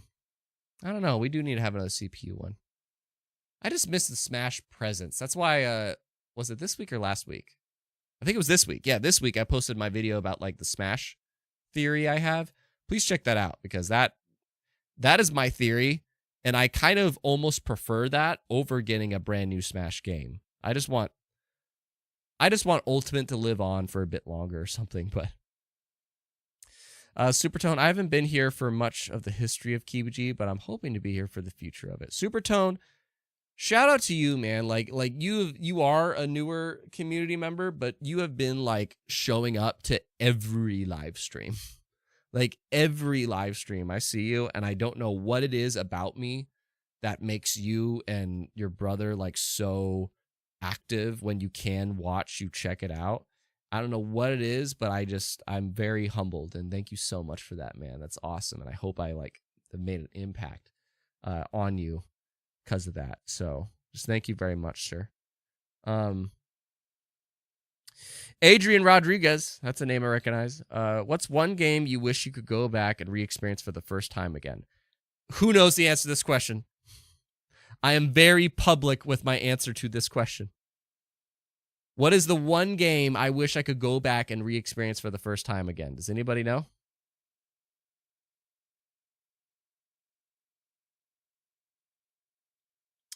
Because there is a very no question answer to this question. Alex, I'll take either. Steffi, my queen. JV, Breath of the Wild is a good guess. That would be on the list. But Steffi and Ninja got it. Steffi knew though right away. Outer Wilds. There's no question Outer Wilds. And that's not because it's my favorite game of all time. It's because it's literally a game that you can only experience once. Outer Wilds is a game that you can only experience once, because when you figure out how to get the true credits of the game, you can't do it again. Like, the whole game is a mystery that you, the player, are trying to figure out as you go by experimenting and all that stuff. And yeah, Outer Wilds, like, if you figure out how to beat it, then that's it. Like, you can't play it again. You know what to do. So, yeah, Outer Wilds will probably always be my answer to that question. And I will say Red Dead Redemption 2 is a close runner-up. Red Dead Redemption 2, I would love to experience that game for the first time again. I kind of just want to replay that game overall, though, so I don't know if it would really impact me. Yeah, no. Yeah, Breath of the Wild is a good shout, too, because that's a game all about kind of discovery and adventure. But JV, I'd be so down for a regular Smash tournament.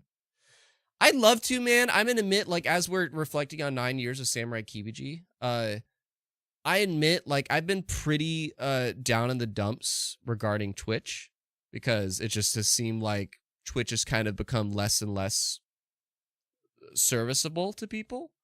So I'm trying to, like, ease off of it. I'm trying to, like both Westside Otaku and Twitch, I'm doing my best to, like, let's just focus on Samurai Kibiji and do your best with that. And, you know, just stream to Twitch, or maybe, like, figure out a way to stream to both Twitch and Samurai Kibiji at the same time, just miscellaneously. But, like, yeah, I've been pretty discouraged with Twitch lately. I definitely do confess that, because when I think about those playthroughs of As Dusk Falls, As Sounds of Her Love, and the Hell Arc, you know, like that was when the community was popping, and a lot of our old, like, very big fans have kind of drifted away, or they just, you know, find other stuff, which happens. That totally happens. I'm not blaming them, but just admittedly, it's got to me over time, as well as many other things, that it's like, it's not the burnout, it's the feeling of, very deep message here.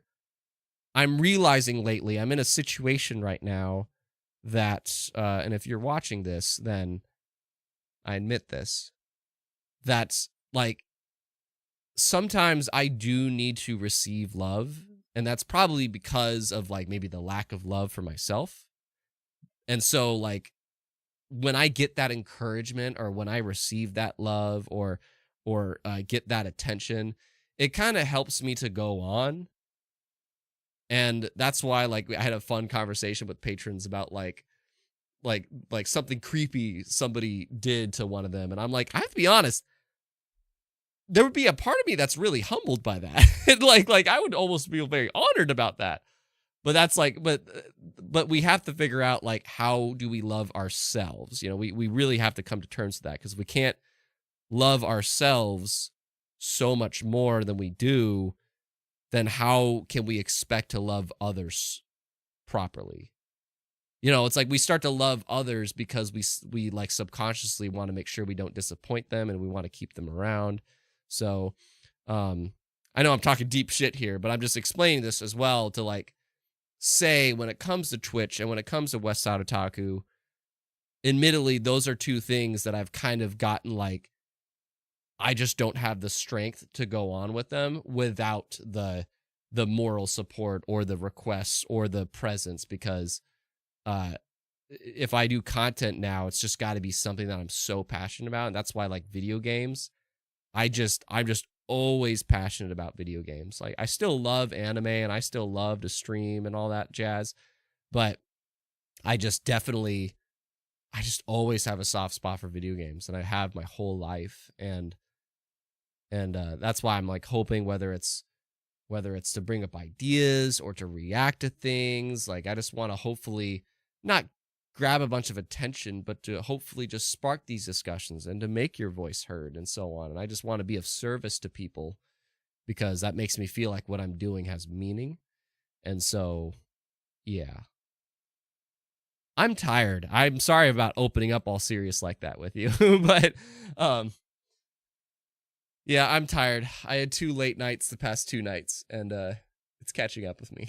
But we're also reflecting on 9 years of Kibiji, so I have to kind of be deep, you know. I just love to be of service to people. I do. It makes me very happy.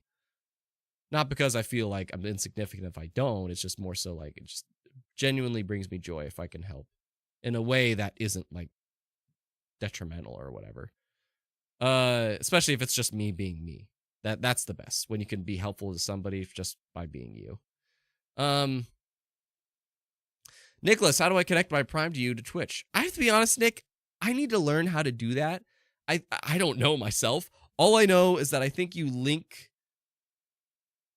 because Amazon Prime gives you a free Twitch sub every month, but you have to link your Amazon Prime and Twitch account, and then you'll just have it on your Twitch. I don't know. Does anybody know the answer to that question? I'd Google it.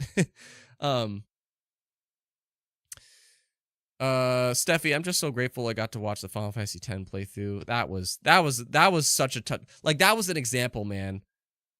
There was a super fan that like saved up so much, and they just like literally they said it would be a dream come true for me to watch you play like my favorite game of all time.